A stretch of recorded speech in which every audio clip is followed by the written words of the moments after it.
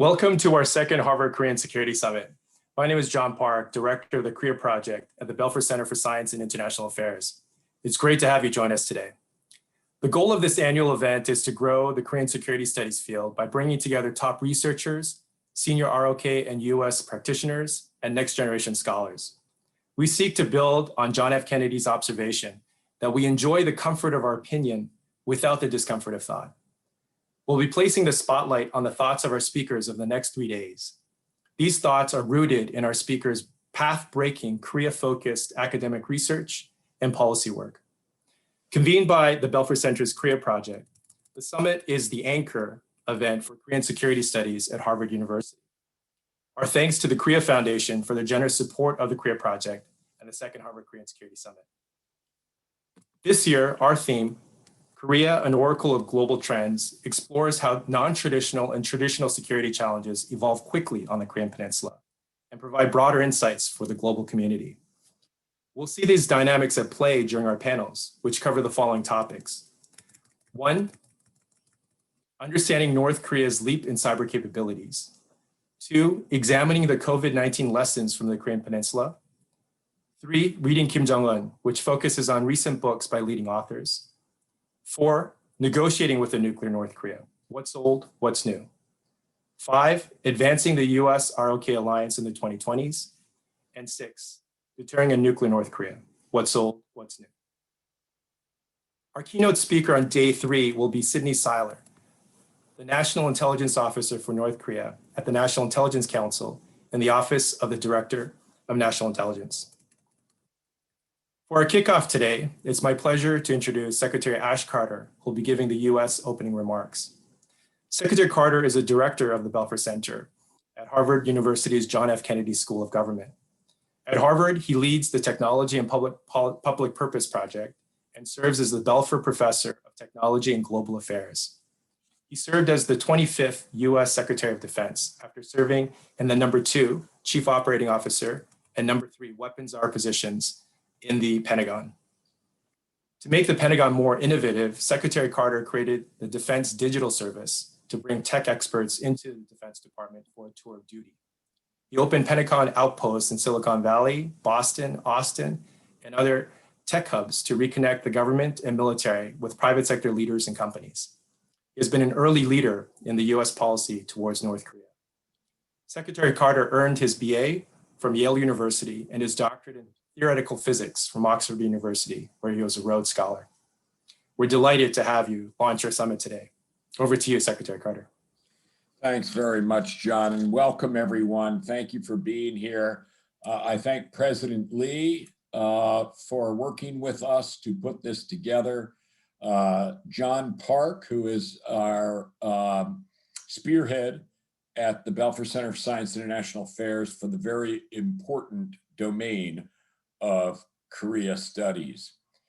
I have decided in my post-Pentagon life to dedicate myself to the mission of the Belfer Center.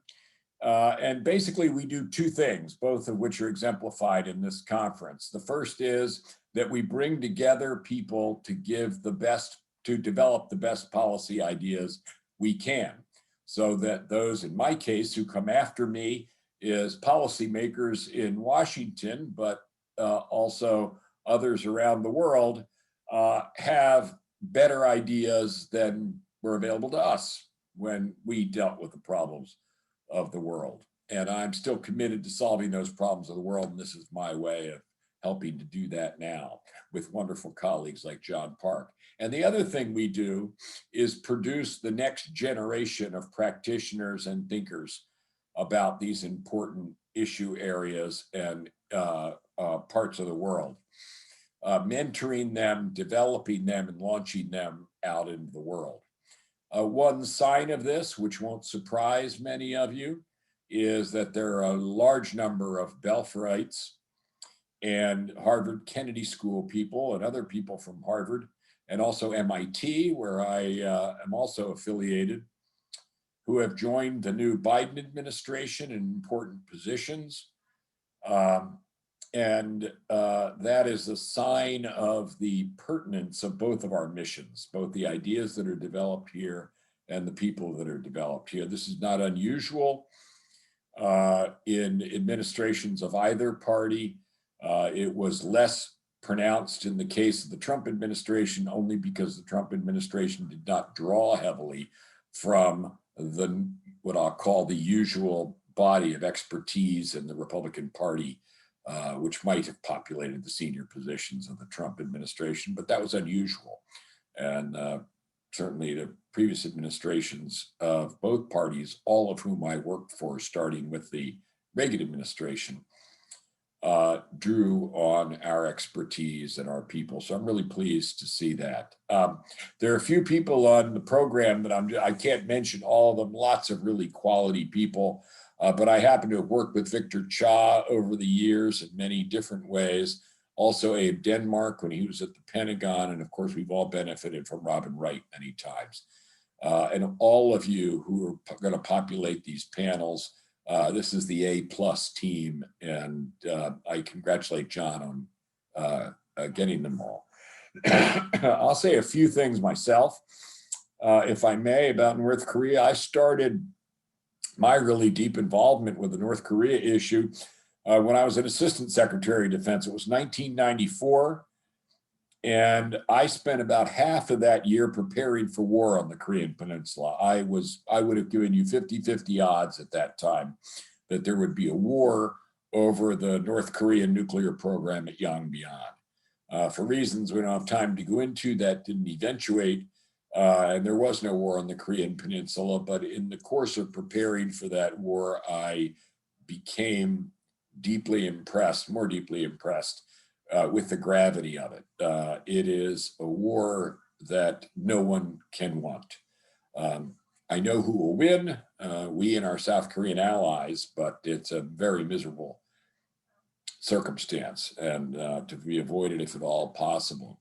I next rejoined that area in 1998 in a serious way. That is when North Korea launched a ballistic missile over Japan, and President Clinton asked Bill Perry to run the so-called Perry process. And I served as Bill's deputy, and Madeleine Albright sent as her deputy Wendy Sherman, who is right now taking her position, or shortly will, as the Deputy Secretary of State in the Biden administration. Wendy, Bill, and I made many trips to the region at the time, including a very memorable trip to North Korea, one of several times I've been there. I know you all are going to be talking about many things regarding North Korea. I'll just tell you in a nutshell the essence of my recommendations to any of you who is thinking about policy towards the North Korean puzzle. A few critical ingredients. First, I always felt that a policy towards North Korea that was effective could not be a purely American policy.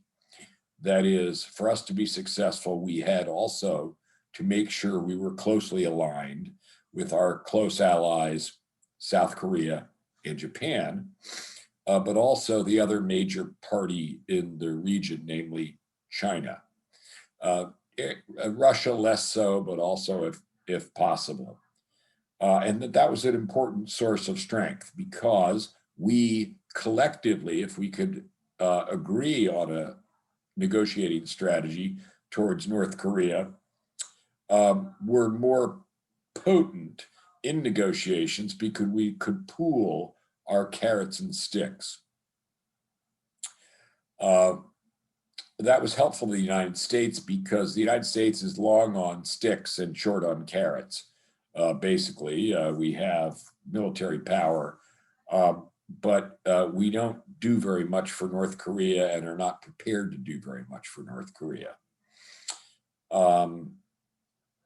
If we do anything for North Korea in the course of those negotiations, we should get something for it, which is why I thought President Trump's embrace of North Korea and basically giving them legitimacy as a leadership that they'd long sought for free was a strategic mistake. But that's what's done is done, but that was a mistake, and we now have to proceed from that point. But you need to marshal your carrots and sticks, and we're better off doing that when we have friends and partners with us. The last thing I'd say is the U.S. forces on the Korean Peninsula are important to deterrence. We really need to make sure that at no point through any combination of circumstances anybody gets the idea in North Korea that it would be a good idea to begin a war on the Korean Peninsula. As I said, I know who will win, but that's a very ugly circumstance and to be avoided if at all possible, and deterrence is a good way to do that. U.S. forces are critical to that deterrent, although the South Korean forces have steadily increased in power and competence in my lifetime of working with them. U.S. forces on the Korean Peninsula are more generally useful to the United States and to our friends and allies in the region by signifying U.S. engagement with the region, so they have a larger value than Korea itself. So I think those are the ingredients of a good strategy towards North Korea, but there's a lot more towards policy with respect to North Korea. There's humanitarian policy, food, and other aspects to policy that are just as important. It's essential to gain all the understanding you can of this very mysterious place, a lot more known than when I first started out, but still pretty mysterious. And that's another place that this meeting can shed light. So John, I congratulate you on putting together this conference. I'm pleased to welcome you all to it, and I look forward to learning what the results are. Thank you very much, Secretary Carter, for officially launching the second Harvard Korean Security Summit. Much appreciated. We'll now move to brief remarks from Dr. Gun Lee. Dr. Lee was appointed president of the Korea Foundation in September 2019. Prior to his appointment, he was professor of international relations at the Graduate School of International Studies at Seoul National University, where he was also former dean of the Office of International Affairs. Dr. Lee was also a former chair of the Global Agenda Council on the Future of Korea at the World Economic Forum, and is a current member of the Global Future Council of the World Economic Forum. He earlier served as a professor at the ROK Ministry of Foreign Affairs' Institute of Foreign Affairs and National Security. Dr. Lee received his BA from Seoul National University and his MA and PhD in political science from the University of Wisconsin at Madison.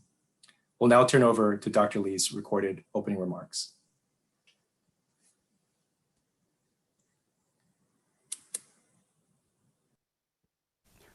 Distinguished participants, ladies and gentlemen, good afternoon. As president of the Korea Foundation, it is my great pleasure and honor to sponsor the second Harvard Korean Security Summit. On behalf of the Korea Foundation, I would like to express my sincere gratitude to the Belfer Center for Science and International Affairs for organizing this meaningful annual event as part of the Korea Project.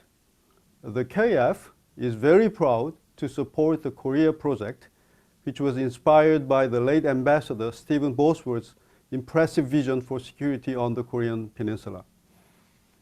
Since its establishment nearly 30 years ago, the KF has consistently extended support to Korea-related academic research.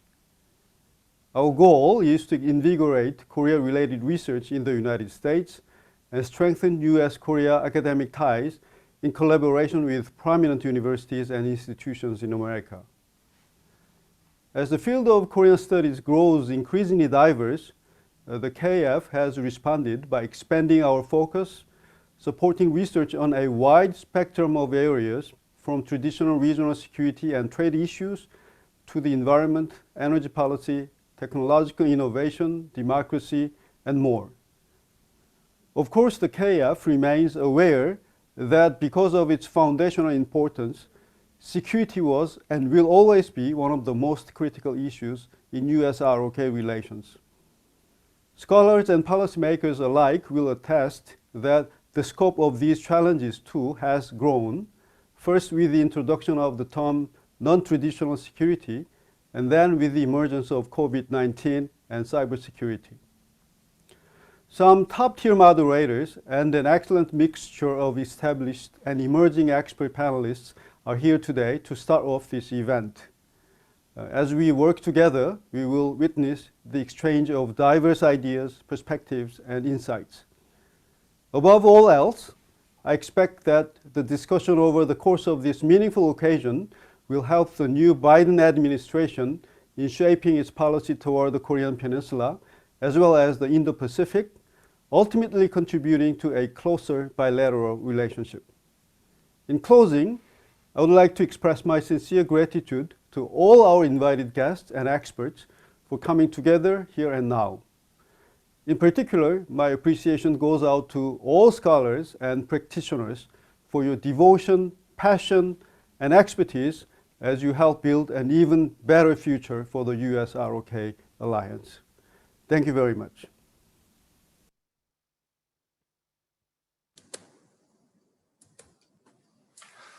Our thanks to Dr. Lee for the ROK opening remarks.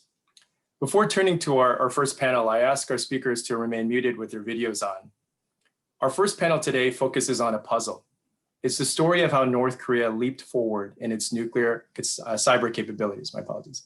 We have an excellent group of experts to dive into this puzzle. Moderating panel one is the award-winning correspondent, Nick Schifrin, who will also be introducing our experts. Nick is the Foreign Affairs and Defense correspondent for PBS NewsHour in Washington, D.C. He leads NewsHour's foreign reporting. The PBS NewsHour series Inside Putin's Russia won a 2018 Peabody Award and the National Press Club's Edwin M. Hood Award for Diplomatic Correspondence. In November 2020, Nick received the American Academy of Diplomacy's Arthur Ross Media Award for distinguished reporting and analysis of foreign affairs. We're glad to have him here today. Over to you, Nick. John, thank you very much. And thanks to everyone for joining us. And thanks to the panelists for joining us. I see you all populating there.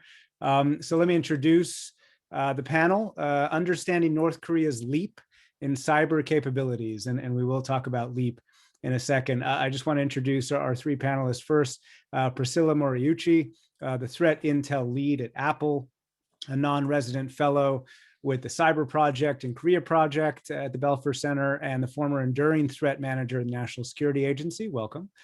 Dr. Ben Buchanan joins us. He's the director of the Cyber AI Project at Georgetown Center for Security and Emerging Technology, and the author most recently of a couple books, The Hacker and the State, Cyber Attacks and the New Normal of Geopolitics, and the Cybersecurity Dilemma. And Jenny June joins us as well, a PhD candidate at Columbia University. She's researching the bargaining model of war, strategic dynamics of cyber conflict, and security issues in Asia, East Asia rather.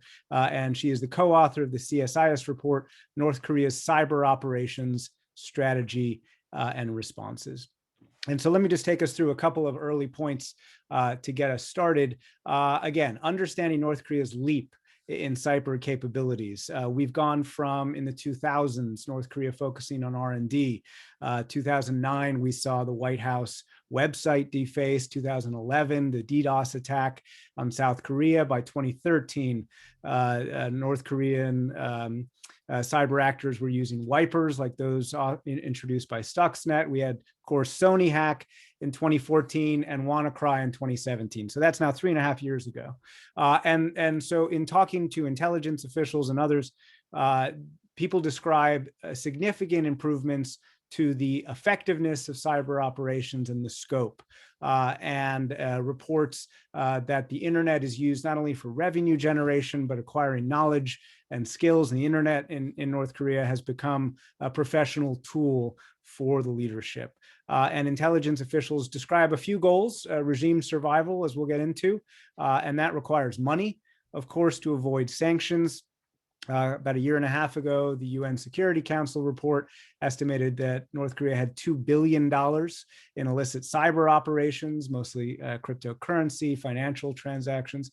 Another motivation, of course, improving life for citizens. And the most recent example, perhaps, that we'll get into is targeting COVID vaccine research. But there is more than that, those two motivations. Just in the last couple of weeks, we've seen Google say that North Korean hackers targeted researchers across the world, believed to be researching the vulnerabilities in Google. And of course, because we're the first panel, we should just mention the strategic implications. We have a new administration. The Secretary of State, Anthony Blinken, has mentioned a review of all options for the U.S., whether it's sanctions, coordination with allies, what Secretary Carter called a pooling of carrots or sticks, and possible diplomatic incentives. And of course, North Korea has threatened to create more advanced nuclear weapons, and most experts believe this could be a tense year. So with all of that as our frame, Priscilla Moriucci, let me begin with you. Can you describe how North Korea's cyber operations are different from other countries, as you see, and that timeline that we just quickly went through? How do you believe they advanced so quickly? Sure. So to go back, I guess, to the beginning, North Korea developed its kind of indigenous information technology program on its own, right? So the operators, the hackers, the software developers, right? Everyone involved in internet technology in North Korea was largely trained up, right, through their own system. There's been sort of some back and forth, right, in the academic community about where it came from, and we should give them that credit, right? They took the initiative in the late 1990s and developed a series of schools, right? And that has allowed them, one, to sort of create their own system of indigenous training and operators, but two, they also embraced a model that was completely different than other nations, in which for a long time, I would argue probably up until the last year or 18 months, the vast majority of their cyber operators were stationed overseas, right, in third-party countries, where they had more open access to the internet, and they were able to leverage that access to, for example, conduct operations, to, what is the best way, to engage with the internet community, including cyber criminals, right, gaming operators and stuff like that. So you want to have this indigenous development of IT professionals, right, some of who became sort of offensive cyber operators. Two, you have a system in which many of the operations, right, were conducted in a really risky manner, right, from overseas. And then third is that while in sort of the unclassified world, we know relatively little about the traditional cyber espionage that North Korea undertakes, as sort of government to government spying, we know a lot more about non-cyber espionage. And for North Korea, that is centered on generating revenue, right, for the Kim regime. And that's a completely different model than any other country. By and large, you won't see many other countries who will utilize the internet to circumvent international sanctions, right, to steal, essentially to conduct, right, bank theft, right? These really overt criminal actions, right, in support of the regime. So for me, those are the three most distinguishing points. North Korea is not a traditional nation state when it comes to cyber ops. So Jenny June, that focus on generating revenue, we've absolutely seen that. And North Korean operators are more creative, more adaptive, more contemporary, I think is the word that you've used recently, than they get credit for. What do you mean by that? And what's the implication of those skills, I guess? Right. So to add on to what Priscilla said, I think another thing that kind of sets them apart is sort of their destructiveness and their dedication. And so, in comparison, North Korea's APT groups are perhaps not as technically sophisticated as Russian APT groups. And they do make sloppy mistakes from time to time. We saw some of this in WannaCry, in their campaign in the Bangladesh bank heist, and more recently, in their ransomware encryption algorithms and things like that. So they're not perfect. But to them, it doesn't matter, right? A break-in is still a break-in, regardless of whether you can do it without anyone knowing, or if you can do it by tripping off all the alarms and breaking stuff in the process, North Korea is less deterred by sort of this possibility that they might be burning some tools and tipping off the other side in the process, and what other nation states may not touch. North Korea has relatively little hesitancy in going there. So I think that's another difference, and part of sort of a phenomenon that comes out of that is because they're less, worried about secrecy and sort of being discreet. What they'll do in compensation for that is they'll destroy a lot of things in the process, and so that's, I think, one other difference, if I can add to what Priscilla said, is going on. And Ben, how do you believe the North Korean regime developed these capacities so quickly?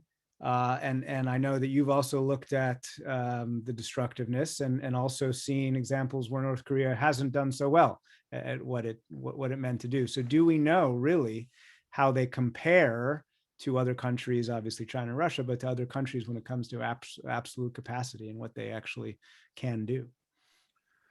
First of all, thanks for having us in this conversation. I think there's no doubt that the North Korean capacity in this space is probably less than other nations like the United States and China or Russia. What's remarkable about North Korea is their willingness to use those capabilities, as both Jenny and Priscilla have said, and some of the blowback they're potentially willing to court in using those capabilities. So the brashness of these operations, I think one way of looking at this is they're a desperate or seemingly desperate, but still capable nation in this respect. And I'm sure we'll talk about the Bangladesh bank heist. Jenny mentioned it. It's a significant part of understanding North Korean operations to gain revenue, as Priscilla said.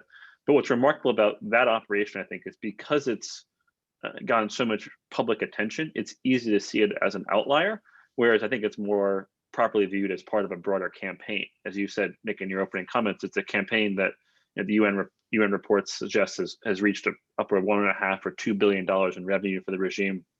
It's a campaign that has hit a lot of cryptocurrency exchanges and the like, as well as other banks, as well as ATM withdrawals through Cosmos Bank. And what's striking about that campaign, I think, is how the North Koreans have a remarkable willingness to try a lot of things and see what works, all in service of getting revenue for the regime. And that makes them a very different kind of actor than the other countries that you mentioned. Even a country like Russia that's still aggressive, I think, has a higher bar for operation and greater capability in executing those operations than North Korea does. So Priscilla, back to you. Do we know the extent of North Korea's capabilities? And it seems to me that we haven't been necessarily good at predicting next steps when it comes to these things in general, but especially North Korea. So I argue we don't, right? And to sort of, we only know what gets discovered, right? So when it comes to cyber operations, nobody's perfect, right? The United States is not perfect. We've seen Chinese groups, Russian groups, right? Everybody makes mistakes, and we can only assess, right, based on what we actually catch, right, from a defensive perspective. So what we know there, right, is that to sort of jump on what Ben was saying a little bit, North Korean operators are largely willing to take risks, right, both with their tooling and their capabilities, but also with the scope of their mission, right? China and Russia do not have a mission scope that encompasses generating revenue for their governments, right? So therefore, they have a different set of tools, right, with different set of objectives. For North Korea, we know that they possess what we would call sort of the full scope minus a supply chain capability. So we're looking at disruptive and destructive capabilities, certainly, right? Traditional cyber espionage tools, most definitely, right? We know, for example, right, that they're willing operationally, right, as sort of Jenny said, to destroy machines, right, and really execute that extreme extent. I mean, if you think about the Sony Pictures Entertainment attack, for example, in 2014, you had, this doxing campaign, the release of documents on Hollywood actors and Sony elite, along with, right, the traditional espionage campaign and the sort of physical threats, right, threats to movie theaters at the time, right, to prevent people from trying to go to see this movie. So I would say, like, certainly that North Korea is not in what we would consider kind of the top tier of cyber actors, not on par with the United States or China or Russia, but it's very close behind. And because they have a different set of requirements and strategic goals, but that's where we get into this era of sort of, we make some comparisons, right, that are nation state comparisons, when I would argue that the Kim regime is more like a criminal regime, right? And the tools and the methodologies we see in the cyber operations are sort of a combination of both, right? Nation states and criminal. And Jenny, but at the same time, we have two incidents which don't necessarily fit into the model of a focus on stealing money. Most recently, one is COVID vaccine targeting. The intelligence community said that that's been targeted, and this most recent incident, which you and I were talking about as well, which was just a couple weeks ago, targeting what seems to be researchers working for Google, trying to find vulnerabilities. And talking to U.S. intelligence, it's not clear what they stole or what they were targeting, but it seems to be something maybe related to Gmail or Chrome or something. Presumably, you could actually expand the aperture of what you might target as well. So talk about that. Right, certainly. So I think in many ways, looking at what North Korea is targeting in terms of their cyber operations, I think is really good open source data on what the regime's priorities are. And given how North Korea is a really hard intelligence target, I think even NK watchers focusing on other areas such as nuclear or leadership analysis, this is something that they also might be interested in, because this is a usually a less noisy manifestation of what the regime is interested in, and we don't really have things like proxy actors in North Korean cyber operations.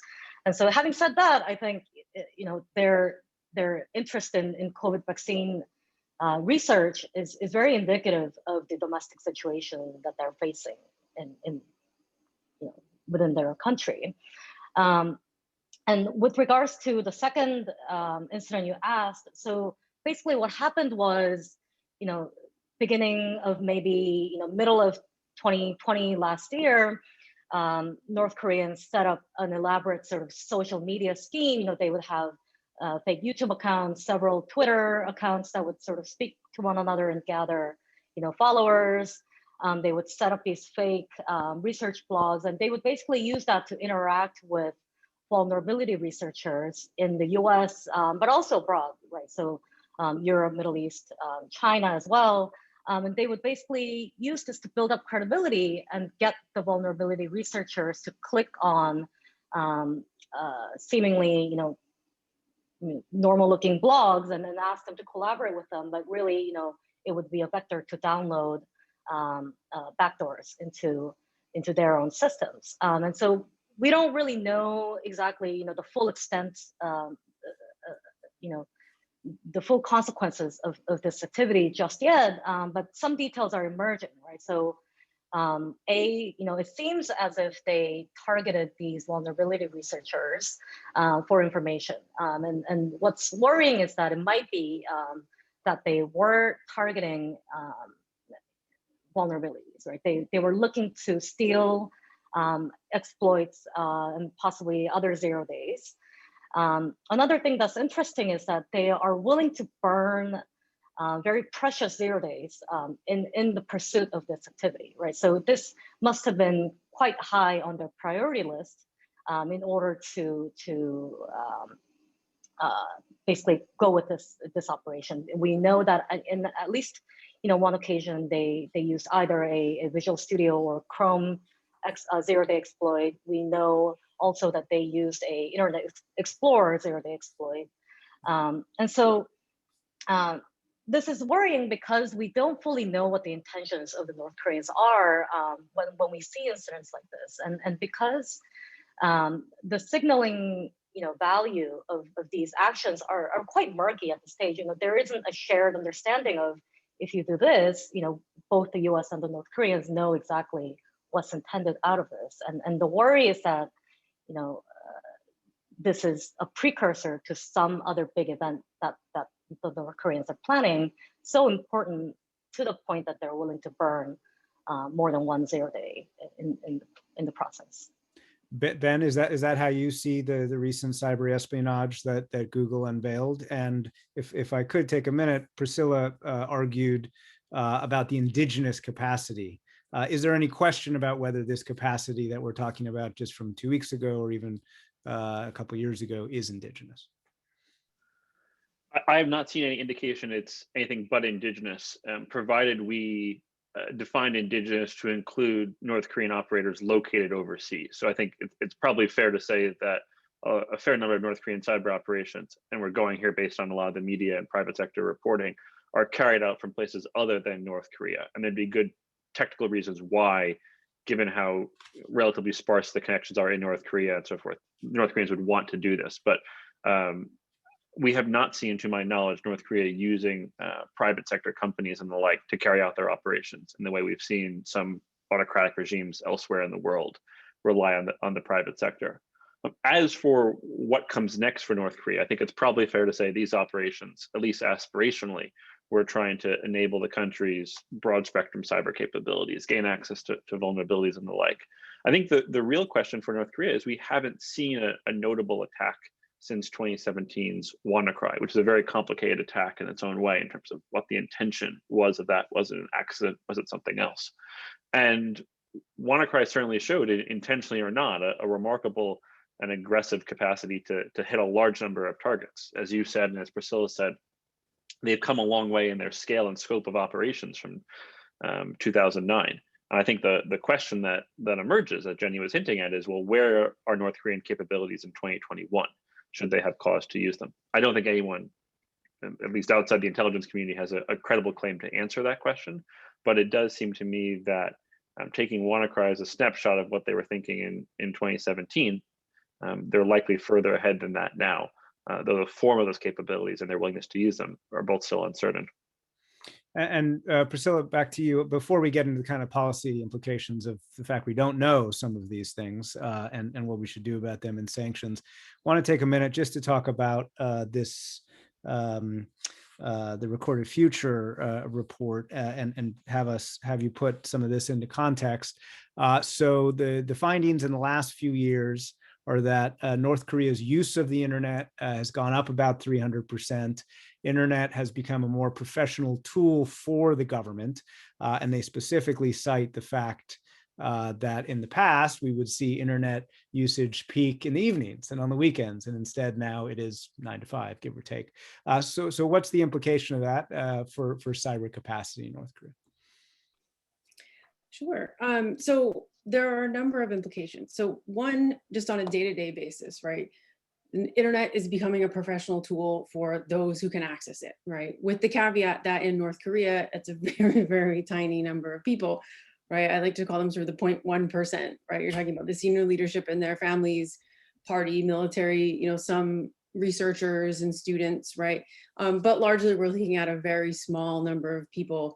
I mean, for a country of about 25 million people, when you look at their internet footprint, it's unbelievably tiny, right? There's no ability to profile the internet usage of another country of 25 million people because most of those 25 are accessing the internet and using it every day. So with North Korea, it's a very unique case because you have such a small number of individuals and this regulated access. And a few years ago, there were relatively few egress points, right? Actual physical cables that connected DPRK, right, to the rest of the global internet. That has changed substantially over the past few years. So in 2016 and 2017, there were largely 2 cables run by a Chinese telecommunications company. There was a backup satellite connection, right, from DPRK, but it was used as a backup and relatively sparsely, right? And over the course of the last 4 to 5 years, the capacity, right, the ability, the bandwidth, right, just the nuts and bolts of reaching the internet right, has scaled tremendously. They've got another provider, this TTK, Trans Telecom, it's a Russian company, right? So kind of layering a bunch of backups there. The capacities being built on the hardware side, on the North Korea end, but installing of the basic things like name servers and mail servers, like the boring stuff that you actually have to use, right, to access the internet. So right, that hardware is being established, the bandwidth, the capacity, we see more usage, right? Not just kind of the entertainment, streaming videos and social media, right? The ports and protocols associated with working services, like I said, emails and surfing, research and things like that. And so from a capability perspective, one, you obviously have, sort of a level of leadership who are willing and more engaged, right? I think we always think of North Korean leadership as so isolated, but I think the reality is they may be physically isolated, but when it comes to information, right, and access to the outside world, they aren't isolated, right? They are aware, they're reading news, they're engaged in internet society. So that's one. Right. Two is that the actual sort of military and political elite, the commanders, right, they are researching, right, techniques, information security techniques, nuclear techniques, agriculture techniques, coronavirus, for example. And as an implication, right, we can no longer kind of assume that North Korea conducts their operations in this kind of information bubble, right? We have to understand that they are aware, right, largely of their role. And going forward, I think as long as the sanctions, right, hold, right, and we continue to employ a sanctions regime, North Korea will continue to use the internet as a tool to circumvent it. Right? So that will include, right, from territorial North Korea and the leadership there, as well as the networks that they've spent decades, both the physical and the virtual networks, right, establishing in the rest of the world, outside of just the traditional kind of partnerships in China and Russia. So that's one. I think it's probably one of the reasons why we haven't seen one of these kind of flashy attacks, WannaCry style, in my opinion, right, is that the focus has been on revenue generating. And two, to be honest, North Korea has employed a strategy at the tactical level, as have a lot of nation states, in incorporating more of what we would call commodity tooling. So malware and infrastructure that is used by criminals, that's commercially available, that you can tweak, right, and utilize for your own purposes. That makes it a lot harder, one, to detect intrusions when they occur, and two, to attribute them with a high degree of certainty. So it's probable that we have seen North Korean operations over the past few years, but we don't have a very high degree of certainty that it was actually them, right? And maybe we have low certainty in that case.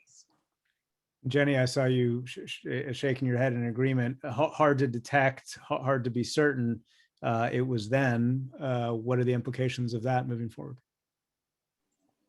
Right. So sort of adding on to what Priscilla said, we've, in the past few years, we've seen that North Korea is, not shy about collaborating with, not only, using commodity tools available, but also collaborating with non-state sort of criminal groups that we usually, traditionally haven't really seen much. And so they would rent out initial access from gangs like TrickBot and things like that. And so this is absolutely true that North Korea is not shy about mixing and matching tools in order to get what they want. And so that, I think, obviously, has problems for detection, but also attribution, and which means we are at risk of, not only, some are getting through the cracks, but also, that it's gonna be hard if we, make attributions with a high degree of certainty, and the ability to do that is going to work towards North Korea's advantage on that end. Ben, is that how you see it? That could work toward North Korean advantage?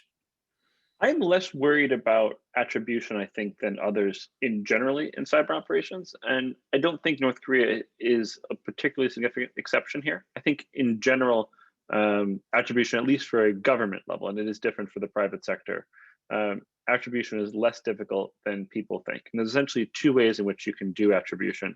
if you're a government. The first is you can rely on forensic data after an incident takes place. And the second is you can surveil the infrastructure of an adversary as they're carrying out the operation. And while I don't think it's the case that all of North Korean infrastructure is covert, I'm sure some of it is in fact covert. I do think that the U.S. government probably has more capacity to attribute than sometimes is portrayed in popular reporting. I think back to the Sony case where there was a lot of discussion of, is this Russia? Is this someone false flagging as North Korea? And I think it was pretty clear to the U.S. government reasonably quickly that this was in fact North Korea, and there was a fair amount of evidence for that. And even if you look at some of the attempts of others to false flag as North Korea, I'm thinking here of Russia's Olympic destroyer malware in 2018. I think that was pretty quickly sniffed out as a false flag. So not actually North Korea, but someone pretending to be. So in general, I think attribution is more doable than people think for a nation with the singles intelligence capacity of the United States. Priscilla, you mentioned that sanctions, hacks and cyber espionage as a tool to circumvent sanctions. Let's talk a little bit for a few minutes as we kind of transition to the more strategic questions. Can sanctions be a tool to signal? Can sanctions be part of North Korea's communication with Washington and the world? Has it done that in the past? And could it do it in the future? Certainly. And so my perspective is that sanctions have been useful tool, right? So the current sanctions regime that we work under focuses on, one, territorial North Korea, right? So the physical territory of North Korea, and two, the traditional commodity shipping, right? Coal, oil, right? Revenue generators of North Korea. And that's been an effective hammer, right? For a while, but we're at the point where North Korea has developed this sanction circumvention model, right? Where there's no doubt that they are still under a lot of pressure, right? Because of that sanctions regime, because of the, for example, the forced pullback of foreign workers, right? There's a lot of dependency on North Koreans living abroad, working on jobs and sending money home, right? But the use of the internet, right, by leadership, by cyber operators, it allowed them, right, to create a system outside largely of international financial and government control in order to generate the funds and, more importantly, to move the funds, right? There are a lot of gaps, there are a lot of places we don't know. For example, how do the funds from a cryptocurrency op, right, get back to North Korea? Right, we have some idea from some FBI indictments that there are intermediaries, right, who essentially wash, right, the cryptocurrencies and take a fee and send them back, right, to North Korean individuals. But largely, we don't know, can you purchase oil and coal, right, with Bitcoin or Monero, for example, which is another currency, right? When you move the currency, the cryptocurrencies, just for example, right, between mixers, right, which are essentially digital launderers, right? You mix them up between different currencies, you exchange them, right? There's a fee at every single step. So there's a calculation that every time, North Korea moves, conducts an op or generates revenue using cryptocurrency, runs it through a mixer and exchanges it into only one other currency, you're losing anywhere from 10 to 20%, right, of that revenue. So, this is the same thing with sort of the SWIFT, right, the fraudulent SWIFT transactions. In many of those cases, if you look at banks in the Philippines, for example, there were physical individuals, right, who took that money out and moved it through the Macau casino system, right, to kind of clean it off. So there's these networks, right, and this is not a new thing. It's just that they had managed to use the internet, right, to layer on the networks, the physical sort of smuggling and illicit networks that Jenny was alluding to, that they had established for 4 decades, right, and just use the internet as the tool, another tool, right, to move the money around and get around international financial controls. I think we're moving in the direction, though, as the international community, with know your customer or KYC rules in the cryptocurrency sphere, for example, right, where we're kind of trying to put the squeeze, right, from some countries, right, onto this kind of illicit market of revenue, moving revenue. But largely, I see that it's still effective, right, in circumventing sanctions. And so, Jenny, if that is a successful circumvention, or they've figured that out, what do you believe the Biden administration should think about when it comes to the pressure points it can use in order to change North Korean behavior? Right. So I think we can think about this, as sort of a tactical / operational level issue versus a strategic issue. And I think, sanctions, we can think about it multiple ways, but I think one way to think about it is, it's currently used as part of a wider set of tools that the US is currently using under the umbrella of, counter cyber operations, which includes things like naming and shaming, exposing North Korean PTPs, taking down some of their infrastructure, including botnets, indictments, going after its cryptocurrency earnings, make it difficult for them to cash out. So the sanctions are part of that wider sort of package. And the goal there, I think, is to disrupt, any operations that North Korea is planning and to get North Korea on the defensive, basically. But we also have to see the implications of these, actions that the US government is doing at the strategic level, and also in relation to other domains, such as, what they're doing in the nuclear program. So I think, at a basic level, I think it has to be understood and clearly communicated to the North Koreans that these sanctions are to be conditional, right? And so, because in the end, these sanctions are in the end just a means to another end, which is, as you've said, Nick, to get them to change their behavior in some way, whether we apply sanctions to their human rights violations, to their nuclear missile programs, or to cyber operations. And if we don't really clearly communicate that these sanctions are applied at a conditional basis, rather than simply just a unconditional sort of punitive retaliation to a past wrongdoing, and what this basically does is this doesn't really provide them a way out. And so sanctions will, tacking on more sanctions will only make North Korea sort of double down on its current ways. And this is, I think, where a lot of the diplomatic efforts come in and to really communicate that at a very high level. Ben, do you believe that there are sanctions that could change North Korea's cyber posture and actual cyber operations? I think I'm the role of skeptic here. Once again, I am skeptical that there is a lot that the United States and its allies can do to change North Koreans' cyber behavior. And I think the reason for that is we are struggling, it seems quite evidently, to contain the country's nuclear ambitions and nuclear program and missile program, and to say nothing of its human rights abuses. And I think one of the remarkable things about cyber operations, perhaps the defining characteristic of cyber operations, in my view, that they take place in this gray zone between war and peace. And oftentimes I think nations, including North Korea, have recognized that provided they stay in that gray zone, there's not a lot other countries can do to respond to it. And I think we've shown over the last couple of decades, not just with North Korea, but more generally, that sanctions and indictments really haven't slowed the ambition of adversarial nations in cyber operations. And I'm not sure why North Korea would be different. I can imagine a couple things related to the banking system and like that might have some narrow effect, but more generally, I don't think it's going to change their behavior.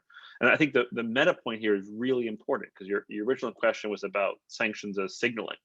And I do think sanctions can have a signaling effect, but the thing that doesn't have a signaling effect in many respects, despite a lot of academic literature saying it is the case, is cyber operations. And I think cyber operations are best seen as a tool of shaping, gaining an advantage in this arena of international competition.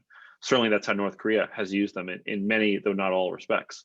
And I think we shouldn't be surprised when they continue to use a tool of shaping that they think is beneficial to them. Priscilla Moriutra, I have kind of set up Ben Buchanan as the skeptic. Do you want to respond to that? Yeah, sure. No, I think maybe as the token private sector rep here, one of the things I sort of want to inject is, like, for North Korean cyber operations, many of the victims are actually private individuals and private companies. So that's largely different than kind of traditional nation state cyber operations that we look at with, Iran or Russia, or certainly the United States, right? And that many of the activities I think anyway, that the government is undertaking, the naming and shaming, the publishing of IOCs, right, is for the benefit of the private sector to be protecting itself. So some of this knowledge sharing, some of the attribution, there's no doubt, right, that the government, the intelligence services in the United States can perform attribution much better and have much higher confidence, right, when they see indicators of North Korean activity than in, you know, the private sector, right? But the private sector doesn't have access to that. And largely, when you're looking at an intrusion and you're a private sector company or you're in private sector intel, you don't have the benefit of anything beyond a North Korean endpoint, right? So a computer, an IP address, if you're lucky, right, that you understand was either command and control, right, controlling a piece of malware, an exfil point for some data, right? Or if you're super lucky, maybe an IP in North Korea, which almost never happens anymore. So certainly, right, we are not effective as governments or the international community in countering, right, cyber operations, not great with North Korea. But I think it's sort of about raising the bar in the private sector to enable the private sector to protect itself better, to understand what the parameters are, the TTP, the tactics, techniques, and procedures around North Korean operations are, and to help them. And so, you know, that's kind of my perspective. Like, cyber operations is a weird domain, right? It exists between war and peace, but it also exists between public and private. And government doesn't own most of the infrastructure. Government is not typically the most impacted in a cyber operation. And I do think a lot of it is about helping private sector protect itself. So as we're talking about protection and defense, you know, Jenny Juna, I know that you also have been thinking about that in a much more strategic and cyber way, and maybe we could expand out a little bit even before we go zoom back in, which is that, you know, as of 2018, the United States has a cyber strategy, which is much more dependent on defend forward, as the phrase goes, that's been borrowed from decades past, reliance on counter cyber operations. This has been discussed a little bit before, but exposing toolkits, taking down botnets, naming and shaming, we've talked about with sanctions. So in your response to Priscilla, talk about that. Is that a good strategy for the U.S. to pursue, and how does that impact how the U.S. should see, how we all should see the interaction with North Korea's cyber capacity right now? Right. So the slew of actions that the U.S. government is doing right now as part of their counter cyber operations come out of this 2018 shift in sort of a high-level U.S. cyber policy towards recognition that cyberspace, you know, is, you know, a space characterized by constant contact, where there's no, it's not as beneficial to rely on threats of punishment to achieve a deterrent effect, because as Ben said, a lot of these activities are, you know, occurring in the gray zone, and therefore, you know, it's going to be a fact of life that these intrusions and attacks will continue. And one of the sort of implications that came out of that was we need to defend forward, right? We need to not be static in our defenses, but actually go outside of U.S. networks to actively, you know, disrupt enemy, you know, capabilities. And so these, you know, operations are all sort of part of that. And so, as Priscilla said, I think, you know, we have to kind of calibrate our expectations as to what that's going to do and what that isn't going to do. So I think absolutely, as Priscilla said, you know, some of these are critical, you know, to bring up resiliency and defense, you know, in the private sector, in you know, individuals and in the general community as a whole, and that's going to have, you know, a positive effect in terms of the overall sort of offense-defense balance between North Korea and the U.S.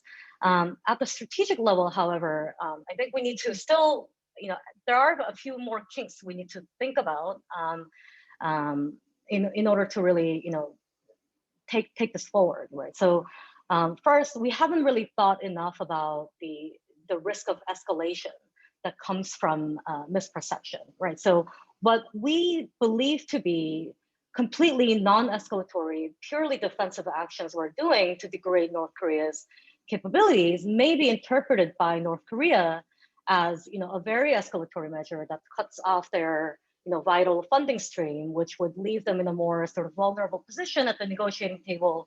And therefore they perceive this as much more escalatory than what the US intends it to be. So a lot of these, hypothetical scenarios haven't been sort of thought out properly or have been explored empirically, even as this is a relatively new phenomenon. And so, we have to, be wary when we're doing all these sorts of actions, coming from the US's sort of strategic mindset. We have to think about, how the North Koreans might be interpreting some of this and whether that's going to lead to any sort of misperception and therefore miscalculation between the two countries. Ben, it seems to me that and we'll stay a little bit wide here and then we'll zoom back in because I've still got about 20 minutes before questions. But it seems to me that problem, that concern of misinterpretation, that does not only apply to North Korea, right? I mean, you don't only look at North Korea when it comes to cyber. How do you see that problem, not only with North Korea, but perhaps other places you look at?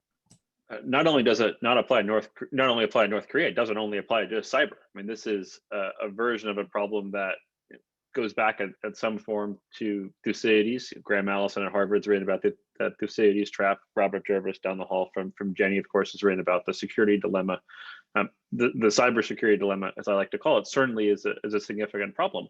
It doesn't, I think, invalidate the approach of defend forward. It's certainly something that senior people in government are tracking. But I think the broad fact here, the strategic bird's eye view fact, is that cyber operations are often very hard to interpret, and that makes them hard to use as signals, as we talked about before. But it also means that operations that are undertaken with genuinely defensive intent on the receiving end can look intrusive and offensive. And the challenge for defend forward in general, certainly the challenge for defend forward with regards to a, let's just say, peculiar state like North Korea that has its own interpretations of things, is how is the other side going to see the activity if it's uncovered? And certainly I think US policymakers are well aware of these risks.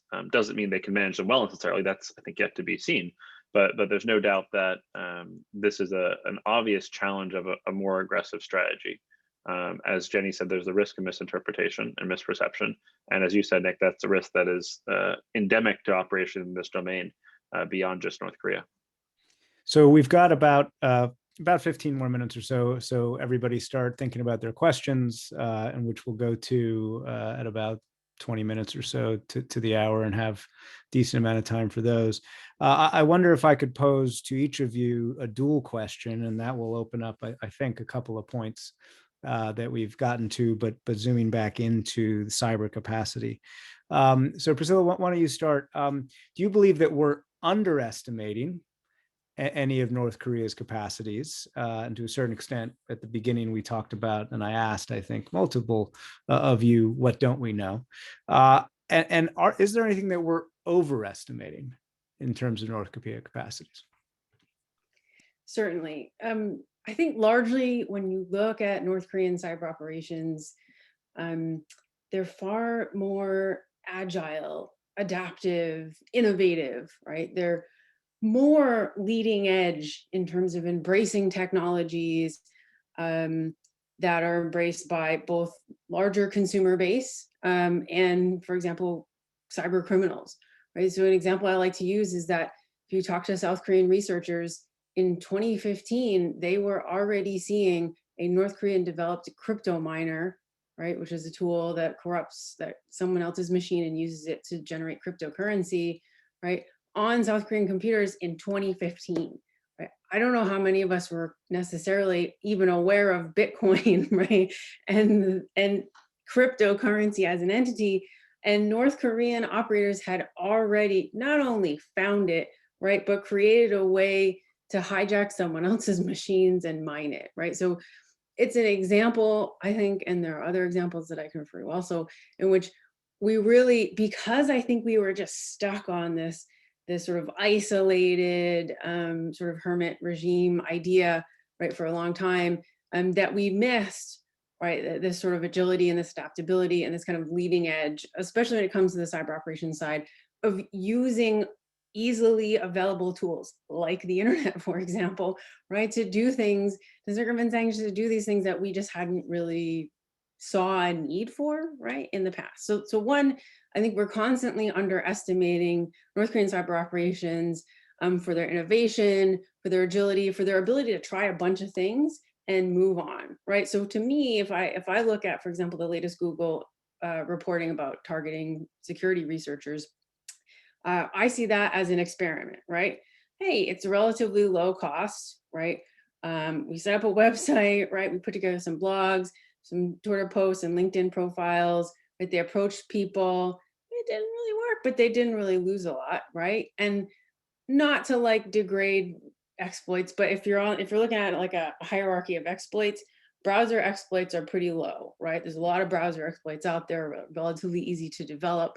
And so burning a Chrome exploit versus burning like a OS exploit, operating system exploit, is much lower cost. So there's a willingness, and all cyber operators do this. There are operations that are going to work and there are operations that are not going to work. And to me, that's that. So that's one.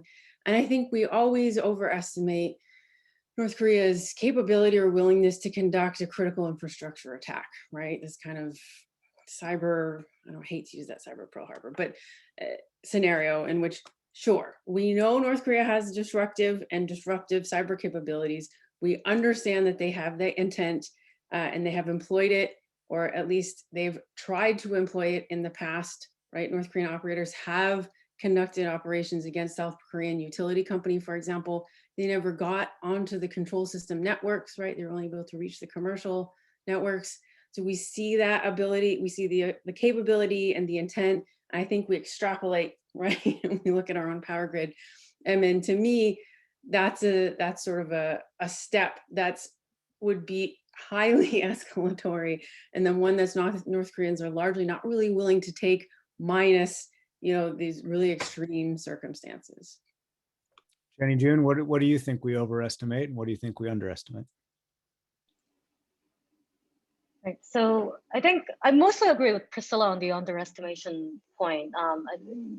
Basically, North Korea is not bound by the same norms or limits as a lot of other actors are, and that frees up North Korea to experiment, try a bunch of different things, and be a bit more risk accepting when it comes to their operations. And we see, things like the first destructive, publicly attributed cyber attack on U.S. soil was done by North Korea against Sony, not by Russia or China, which were believed to be, in terms of pure technical sophistication, maybe, a little bit up there beyond North Korea. And I think everyone, in the past underestimated the lengths to which North Korea will go in cybercrime. And so we knew that, individual North Korean hackers were, moonlighting, to generate some side revenue on the side, as far back as maybe 10 years ago. But even then, we didn't expect, North Korea to literally go ham with cybercrime to the extent that they're doing right now. So I would agree with Priscilla on that, on the underestimation part. Overestimation, I think, relatively speaking, I think North Korea has poor OPSEC, and they don't spend as much time defending their own networks or their own tool sets. I mean, that's, I think, a great opportunity for both the private sector and the government to leverage this fact and to do more to expose North Korean TTPs, to get them to, develop new tools, faster and get them on the defensive and take down a lot of North Korea controlled infrastructure and things like that. Also, another point, which is not necessarily about overestimation of capabilities, but something that I want to point out is that because, revenue from cybercrime or, information that they're getting, such as COVID vaccine research through cyber operations, is becoming sort of a major, source of income as well as source of valuable information. This kind of increases their reliance on, this channel being open, and therefore, in some ways, compared to what it was 10 years ago, it kind of erodes some of the asymmetric advantage that North Korea enjoyed in cyberspace, ironically, because now they're reliant on this for revenue generation and for access to outside information. So this dependency means now North Korea has a little more to lose. Compared to the US, it's still way, way, way less, but has a little more to lose from having these things disrupted. Ben Buchanan, I wonder, I could ask you the same. What do we underestimate and overestimate? But that last point that Jenny June made is interesting. The conventional wisdom is, of course, the U.S. has a lot more to lose. And so that's what enhances the risk of escalation to the U.S. But I guess I'll let you kind of describe what you think we've overestimated, underestimated, or take on Jenny's last point. Happy to do all of the above or whatever you'd like. But I think the overestimating point, both my colleagues on the panel have done this well, so I'll give you something different. I think it is possible that we overestimate the risk of North Korean operations to the traditional banking sector, which is to say, because the operation against the Bank of Bangladesh was so noteworthy, right? This aspiration to steal $1 billion in hard currency. I think it's easy to overlook the fact that it was in fact a failure, that they walked away with substantially less than that, and that in a lot of their subsequent operations against conventional banks, they did not come close to getting that much money. In many cases, they weren't able to cash out in times. In the Cosmos operation, they were able to withdraw a lot of money from ATMs, but it didn't reach the scale of the Bangladesh operation. And I do think we've made a substantial number of improvements along the SWIFT interbank system and the like, such that I think we've probably gotten better at securing the traditional banking system. On the flip side, I think we probably have not gotten much better, and we probably underestimate how much North Korea is stealing out of view against cryptocurrency exchanges and the like. And that's why the UN report that you mentioned at the top, Nick, is so significant. And I'm sure it's only continued since then, because not to shill for cryptocurrencies, but Bitcoin hit an all-time high today. I think it's clear that these currencies have an extraordinary amount of money, or a lot of value rather, perceived or real, and that has benefited North Korea. And there would not be the same kind of forensic investigation or after action investigation or public reporting around North Korean operations against cryptocurrency exchanges. And my guess is that those are quite easy to underestimate and hard to find. So I saw you agreeing with that. Does that mean that the challenge is even larger than we've admitted? Yeah, certainly. So I agree with Ben. I think SWIFT would up and down say that there was never a vulnerability in their system, right? And that it was always the access point, right? So it was always the machine that hosted the SWIFT instance, right? And, in which that was where the compromise took place. And all of the transactions were either duplicate or fraudulent in some way, right? So not to speak for SWIFT, but I've been on, they will say it wasn't their software, right? And it's not their fault, and they're right. And I agree with Ben, that for the most part, right, I think the SWIFT system and banks have done a good job at securing that particular system. There are many other smaller regional, national level interbank transfer systems that we have seen North Korea looking at. For example, there's the Mexican systems, Chilean systems, right? That we've seen them poking around in. We believe that they probably have had some degree of success with. So for the financial industry at large, right, I think there are a lot of instruments in which North Korea can utilize to execute fraud, and again, which they're really creative about, right? So one of the things that we've sort of known about them, or came across my sort of internet optic, was this insurance fraud. I mean, if there's a scheme, right, that can generate revenue, right, in some capacity, I think there's a likelihood we will see North Korean involvement. And I think part of that is because this is a diverse system, right, in which there's lots of different people and points and networks, right? They're all working together, but separate from each other for one goal, right? So we see the networks of embassies and consulates. We have individuals overseas, right, whether they're hackers or whether they're business people nominally, right? And we have government officials, and we have this movement, and they all kind of work individually, but collectively together. And I do think the other side of that is we tend to focus on the really high profile ops, the Bank of Bangladesh, right, the Cosmos Bank. But for the most part, from what I've seen from defector interviews and the data that I've seen, the day-to-day of a North Korean cyber operator is a lot less sexy, right? It's very mundane, right? It's about stealing snippets of code. It's about scamming people on online casinos and video games. And it's this whole other sort of lower level of crime that collectively, as the information security and law enforcement community, we don't spend a lot of time in, right? With the vast majority of time and even revenue. I mean, there are legitimate North Korean information technology companies out there. They don't present themselves in North Korea, but are developing websites and running mail servers for small companies around the globe, right? So there's this idea that like, oh, these sort of tied tier operations, right, are the ones, you know, that are important for North Korea. But I would sort of argue the opposite, that it's the kind of day-to-day that we really don't spend a lot of time on, you know, that we're not seeing, right? So we've got 4 minutes before starting Q&A. So just I'll give you each 2 minutes, just Jenny and Ben, just to quickly kind of set the stage for the future, right? The Biden team is reviewing its strategy options. What should they be looking at?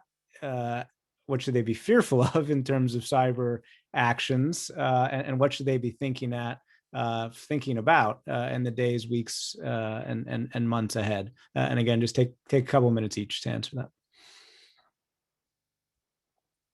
Jenny, you want to start?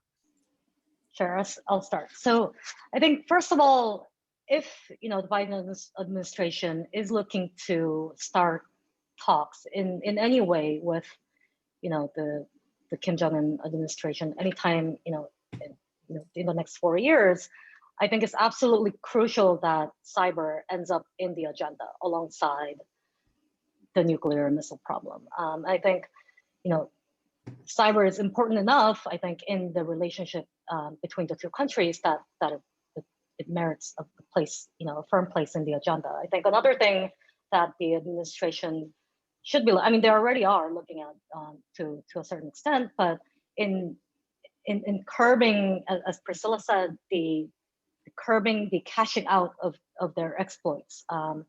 So just like what they did with the shipping networks before, they were in cyber crime, there could be more things that can be done in order to, track, the movement of the money in different Bitcoin wallets, and also at the endpoint, at the cashing out stage, different things that the Biden administration can do, unilaterally, right, to make that as difficult as possible, and talk to cryptocurrency exchanges to make sure that things like know your customer rules are in place, and more compliance measures to, it's going to be difficult, but to work with international partners to basically get that going in order to make, cybercrime, a little bit more difficult than as it is right now for North Korea. And Ben Buchanan, just in the last 2 minutes or so that we have before we open up the questions, what are you fearful of? What are you looking for in terms of cyber capacity and cyber actions? And what should the Biden administration be looking for or thinking about when it comes to that? I think the fear here is pretty straightforward, which is how have North Korean operations continued to grow? As Priscilla said, potentially more than any other foreign actor, they evolve very quickly, very continuously in their cyber operations. There's a variety of explanations for that. So how they continue to evolve, how might they adapt their motivations? For example, would they? We've had discussions several years ago of, what if they didn't want to steal money from international banking system, but wanted to corrupt the records and whatnot, and sort of cause some kind of damage to that system? All these things are plausible fears. But more generally, I think as flattered as I am to join a great conference like this and to talk about North Korean cyber operations, the other panels at a conference like this probably have more to say about the North Korean relationship with the U.S. and what the Biden team is looking at. And I think the challenge for the Biden team is going to be getting the various components of that relationship right, in conjunction with one another. In the same way that with Iran, the Iranian cyber activity has continued. In many respects, it's gotten worse, but the Obama administration on a separate track was willing to compartmentalize and pursue a nuclear deal. I don't know that a deal is plausible with North Korea the way it was with Iran, but it does seem to me like the challenge for the Biden administration is going to be identifying where cyber ranks on their list of priorities in the North Korean relationship, what level of discomfort they can tolerate from North Korea on the cyber front, and how they're willing to trade the different parts of the relationship against one another. And for, as important as cyber operations is to the three of us, maybe the four of us, it's only one part of a very complex relationship, as the next couple of days I think show pretty well. No, absolutely. All right, so we've got about just under 30 minutes now. We've got about 5 or 6 of your questions. Keep them coming. All right, so let's start with a question from William for Priscilla Moriucci. Several panelists mentioned that North Korean hackers operate in some ways like a criminal group. Do they work with foreign partners? And how do those foreign partners, if applicable, enhance North Korea capabilities? Sure. So the large answer is yes, right?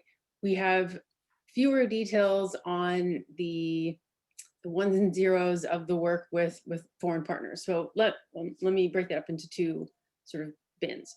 One, are the foreign partners nation states, China, Russia, Iran? Largely no. So this is a question that comes up when we sort of talk about cyber operations. Largely is nations, particularly China and Russia and Iran, like to issue these statements, right, where they're collaborating on information technology or informationization, information security, right? But at the operational level, that almost never includes tools and tactics, right? Pieces of malware, infrastructure, that stuff doesn't get shared, right? So largely when you look at North Korean tooling and North Korean infrastructure, it's very unique from Chinese tooling and Chinese infrastructure and Russian tooling and Russian infrastructure, right? And they are not the same. So those are not the foreign partners that North Korea works with. The foreign partners that North Korea does work with are criminal organizations, open source, malware providers, commercial entities. So for example, North Korea, just like you and I, maybe if we run our own website, right, we'll register the domain, right, for a malicious website with a corporation, with a company, right? They will they'll buy snippets or lift snippets of code, for example, from open source, freely available projects and insert them into their own tooling. We know that they've worked with criminal organizations, both in the real world, right, like the Yakuza in Japan, right, to facilitate the distribution of the illegal drugs that they are producing, and in the sort of internet world, right, where they've purchased or leveraged tools, pieces of malware, for example, that they've bought from criminal groups. So that distinction, I think, is important from my perspective. Is there's not this nation state cooperation, but there's and I don't even think there's enough focus there really to understand how integrated in the sort of cyber criminal underground North Korean operators really are. I think if there were more focus there, we would have a better understanding of sort of what should we expect on kind of the revenue generation side, the ops side, right? If we really truly were looking. Jenny June, do you want to take that question as well? And then the next one is directed directly to Ben Buchanan. So again, I'll just repeat it. North Korean hackers operate like a criminal group. Do they work with foreign partners, and how do those foreign partners, if at all, enhance North Korean capacity? Right, I don't have too much to add other than the excellent answer that Priscilla already gave. I think it's important to remember that North Korean infrastructure and tools are not shared with that of Russia and that of China. I think I don't get this question as much anymore, but earlier, back 5-6 years ago, this was the question that I got a lot, right? Are the North Korean capabilities indigenous, or are the Chinese government or the Russian government actively helping out in terms of training, sharing tools, and things like that? I think it's important to remember that's the case. So we have a question for Ben. In your book, The Hacker and the State, you explain how cyber operations can be, quote, effective without being flashy. In the aftermath of major recent cyber attacks like SolarWinds, and sorry, just a parenthetical, I'm sure all of you guys know, but it's believed that Russian SVR has done an espionage campaign that we've never seen before through the back end of SolarWinds, which most of government uses. So in the aftermath of major recent cyber attacks like SolarWinds, do you think North Korean cyber operations can continue to take place largely out of the public eye? Yeah, I think North Korea can always court publicity should it choose to court publicity. And certainly Sony is an example of it choosing to court publicity. But I think if North Korea wants to remain largely out of public view, I think they probably can. Doesn't mean they can evade the singles intelligence apparatus of the United States or even many of the private companies, but I think their capacity to carry out campaigns, for example, against cryptocurrency exchanges and the like that really don't get a lot of media and public attention doesn't seem to be diminished at all.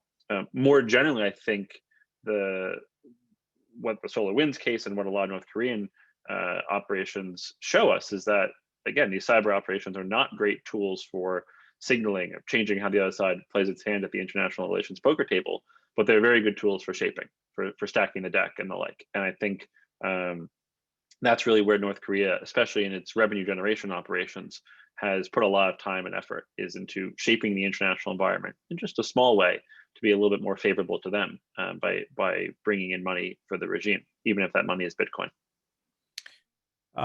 Priscilla, there's a question from Patricia for you. We've heard a lot in the news about the nuclear threat from North Korea. What's the main threat from North Korean hackers to middle-class America? And if there is any, what can we do about it? Yes, I've had to make this argument to the Senate committee a while ago.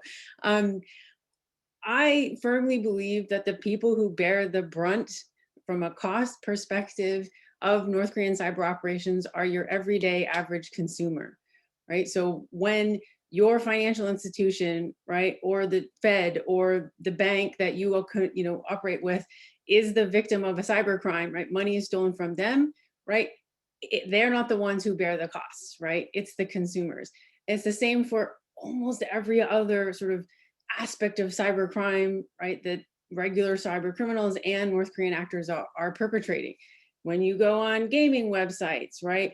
The cost that you pay for games, for the accounts, for the armor and everything you buy is reflective of, the cost. Not only it takes the company to develop that, but the cost, the fraud, right, around that ecosystem. And so it is the normal people of the world, right, not just the United States, who bear the cost largely of North Korean cyber operations, and not as much, right?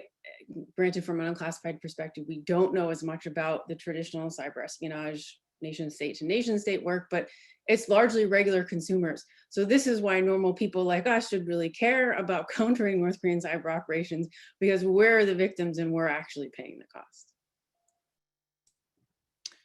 Jenny June, Jacob Weber asks, is it possible sanctions are causing greater investment in cyber attacks, meaning our attempt to solve one problem is exacerbating another? And therefore, could easing sanctions in the IT sector make it more profitable for North Korea to redeploy IT resources into legitimate work rather than hacking? And Ben, I'll give that to you as well. Sure. So I think we could answer this in two separate questions, right? The first part is I think absolutely true. It's sort of like a whack-a-mole situation, right? We first go after, their ability to use international shipping networks to, generate revenue, and we did that, and then so North Korea turned to cybercrime, and some years down the road, we're going to crack down on that as well by regulating cryptocurrency exchanges, making it hard for them to work with intermediaries and sort of these mules on the ground to cash out. So that's going to cause North Korea to seek a different alternative revenue stream in one way or another, in some creative way that's unknown yet. So I think that's in a way true. The second part, I think, is more, I'm a little more pessimistic about that prospect, right? So could easing sanctions in the IT sector make it more profitable for North Korea to then, do legitimate IT work, for money rather than hacking? I think, you just have to compare the money you can earn from, doing sort of these one-off consultancies in IT and earning profits that way versus stealing, from, entire cryptocurrency exchanges or stealing from entire banks. The reward on that operation is just so much greater than the other way. That's not to say that North Koreans are not, working as legitimate, IT, workers. There are some who do that. It's just, as a state enterprise that's directed, coming, directly from the top leadership, I'm a little more pessimistic that sanctions are going to lead them towards a legitimate path. Ben Buchanan, same question from Jacob Weber to you. Is it possible sanctions are causing greater investment in cyber attacks? And could easing sanctions in the IT sector make it more profitable for North Korea to redeploy IT resources into legitimate work rather than hacking for profit? I think Jenny has this one right. I think there's no doubt North Korea has pursued historically a wide variety of different mechanisms for gaining revenue.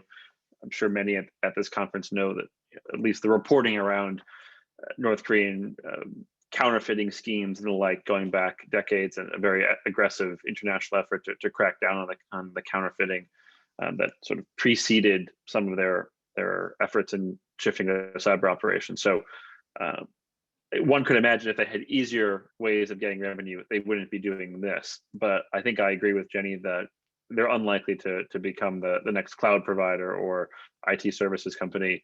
And again, as I noted before, so much of the challenge in managing the North Korean relationship is weighing these different parts of the relationship against one another.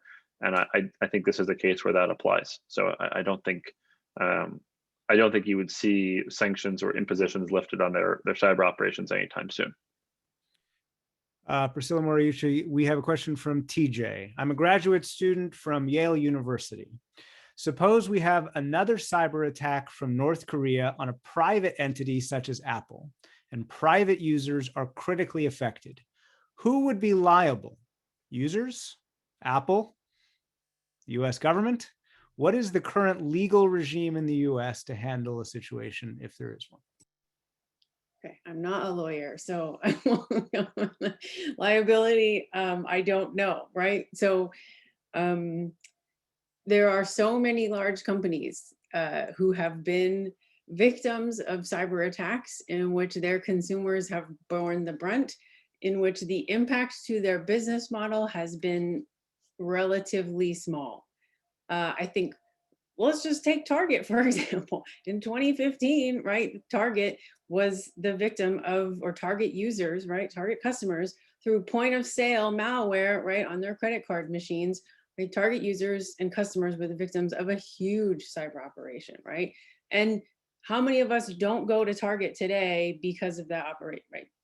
Minimal, maybe there are some people, but most of us still go to Target. So from a operational perspective, sort of like I was saying before, when there's an attack on a company, it's always the company's clients, customers, users, right, who bear the brunt and the impact of that operation. Liability is another thing, right? And I think this comes up in sort of the kind of cyber insurance and market, is that many companies are looking for attribution because they want to be able to point and say, we could never compete against a government, for example, right? How can we possibly defend ourselves when there are 30 Chinese military units, right, who are going to be targeting our industry and trying to rip us off and get our data, right? Or the same could be said about North Korea. So I don't have a great answer on liability, right? But certainly, it's always the users, right, who bear the brunt. Ariel Petrovics asks, and I'll direct this to Jenny June and Ben Buchanan. Ariel Petrovics asks, what do you think it would take for North Korea to start using their capabilities for more explicitly disruptive purposes? They've used cybercrime for financial gain, petty disruption. They could conceivably use the same capabilities for sowing problems for and within the international community. Do you have any predictions for the conditions under which the regime would decide to do that? Jenny, why don't you start?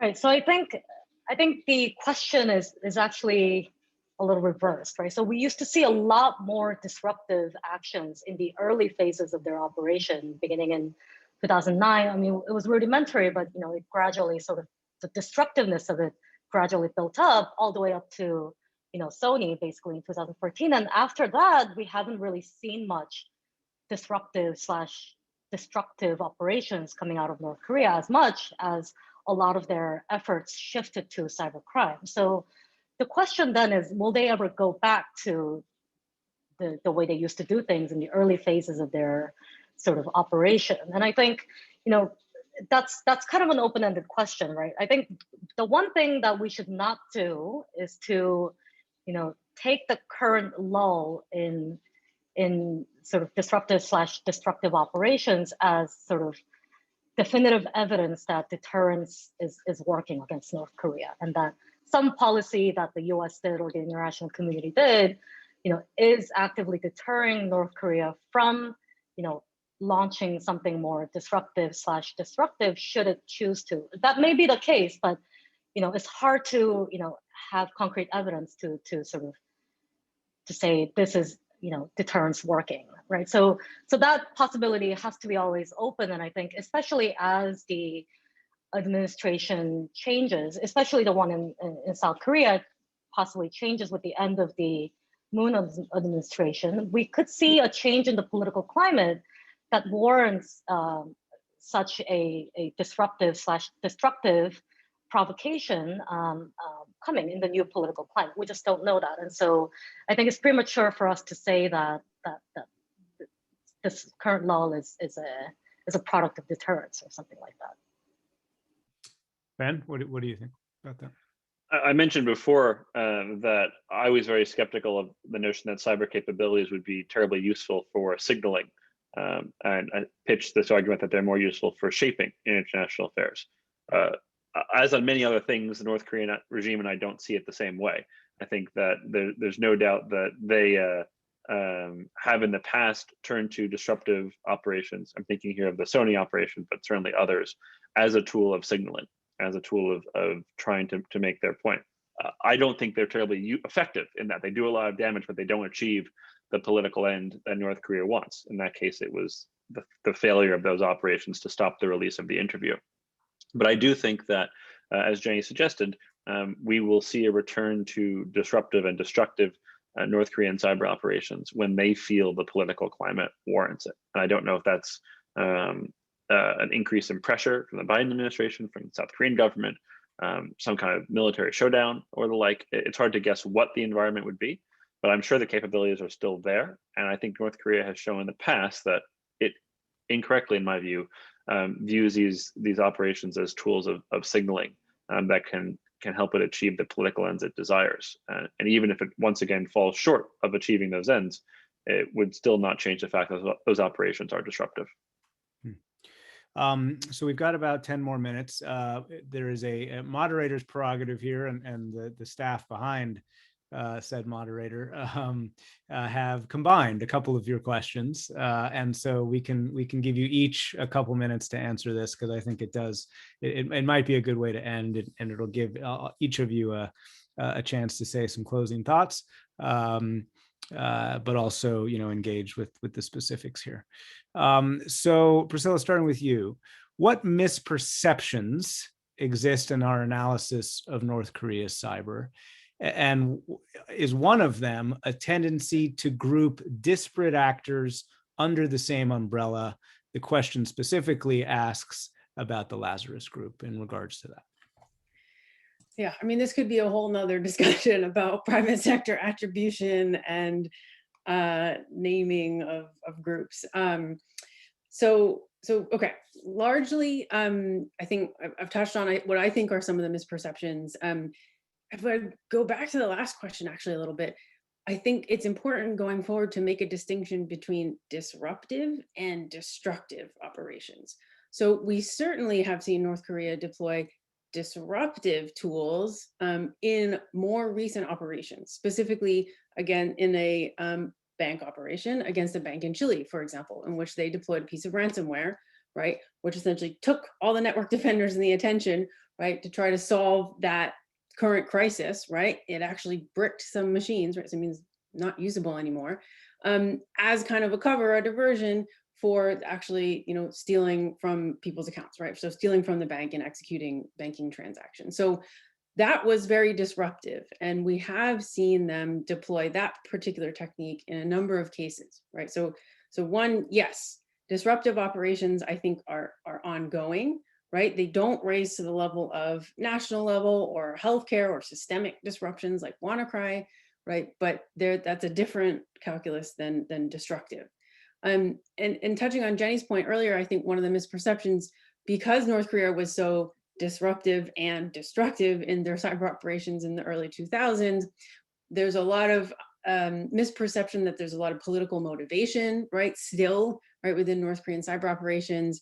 And I think if there is a political motivation, much of it is targeted against South Korea, right? A lot of these financial attacks that are taking place, right? I think we think of them globally, right? But South Koreans are really at the pointy end of the spear. There are many operations that South Korean citizens and corporations have experienced that we in the West and the rest of the world have never experienced. Point of sale malware, for example, ATM malware. These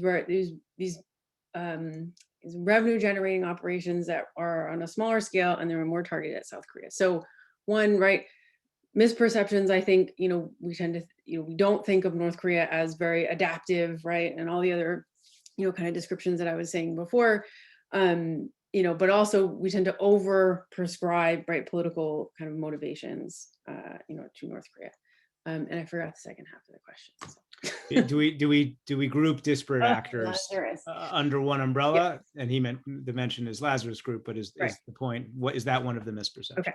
So yeah, so largely there is not one umbrella term. If you're talking to private sector people, most people in the private sector have adopted like Hidden Cobra, which is the FBI cover term for all North Korea state-sponsored cyber operations.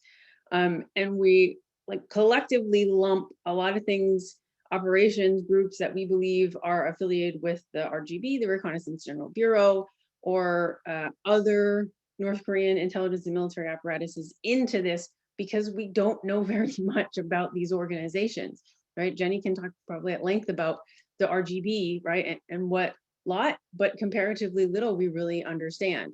So when it comes to private sector attribution, we can get to a point of knowledge, an IP address, a specific piece of malware, code snippets, infrastructure that's been reused, right, in these campaigns that we largely understand are North Korean state sponsored, but we can never get you to a machine or an individual, right, or even a subunit of the RGB or the intelligence services or anything.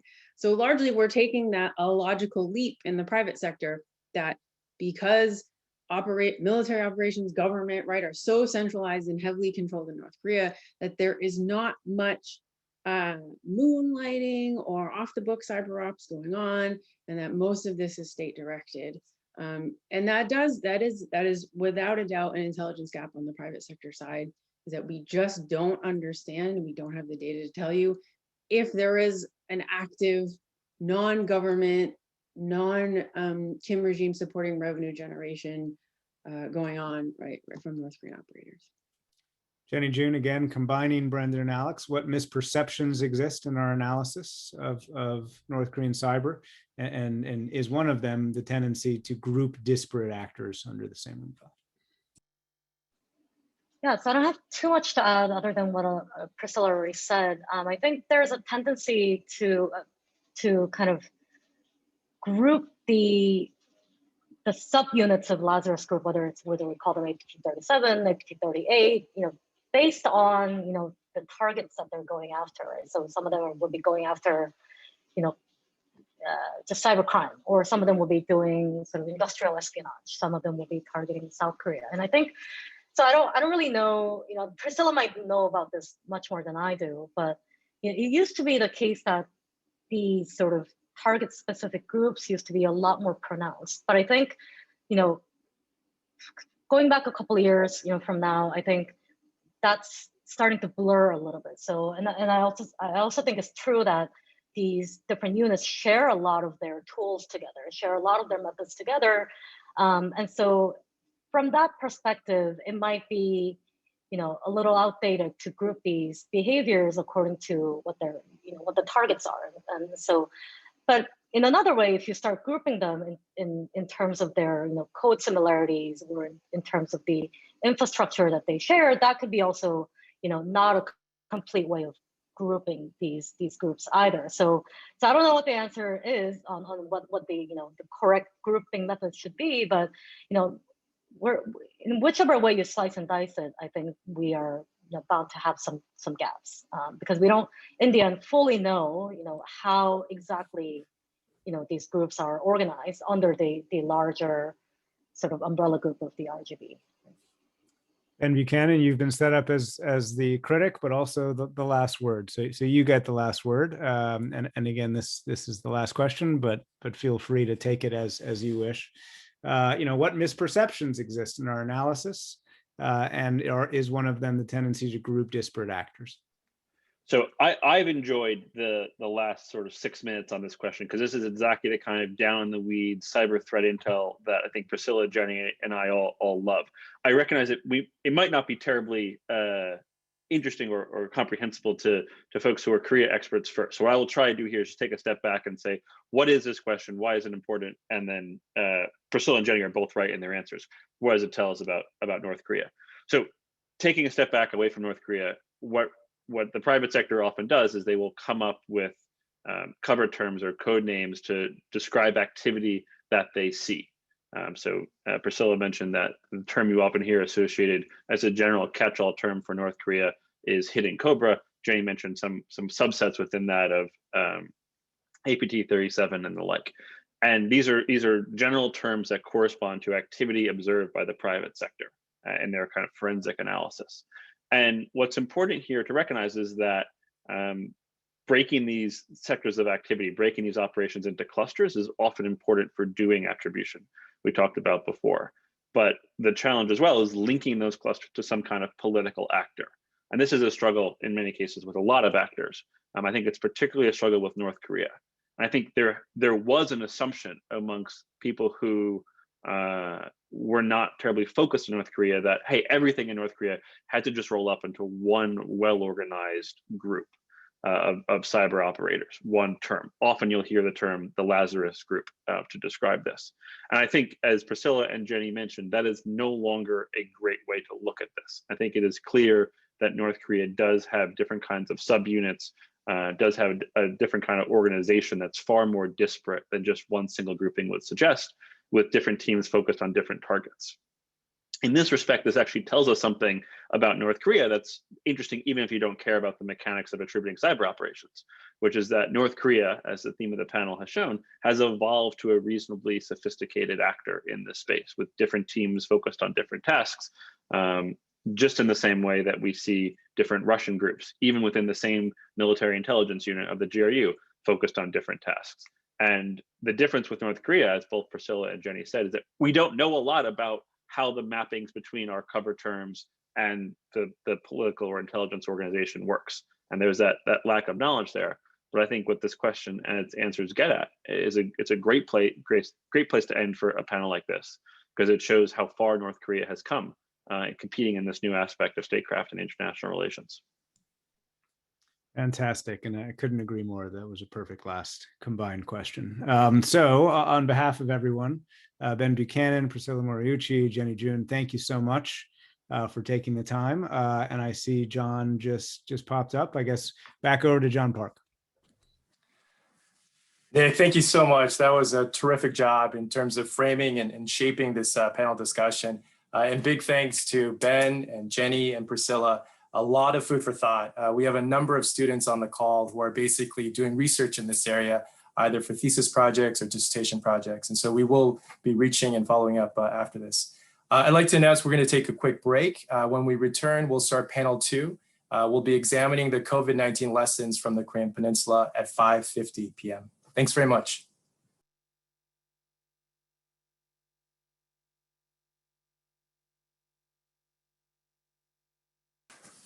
Welcome back. We'll soon start our panel 2. Our second panel today examines the COVID-19 lessons from the Korean Peninsula. South Korea is one of a small group of countries that has largely been able to keep both its economy and society open while dealing with the COVID-19 challenge. In contrast, North Korea sealed its borders in January 2020 and instituted self-imposed quarantine. The economic impact from the self-imposed quarantine has been severe, with a massive drop in trade with China. We have an outstanding panel today to join us to explore the respective set of COVID-19 lessons. Moderating panel 2 is the award-winning correspondent, Laura Bicker, who will also be introducing our experts. Laura has been a BBC correspondent for 20 years. She is currently based in Seoul, where she reports on both North and South Korea. Laura has produced award-winning reports on sexual abuse in South Korea, and most recently took part in a documentary on the country's COVID-19 response entitled How to Fight Coronavirus. Laura was previously North America correspondent for the BBC. She hails from Scotland, where she started her career and covered the country's 2014 referendum on independence. We're excited to have you and our other experts on board today. Over to you, Laura. Thank you very much.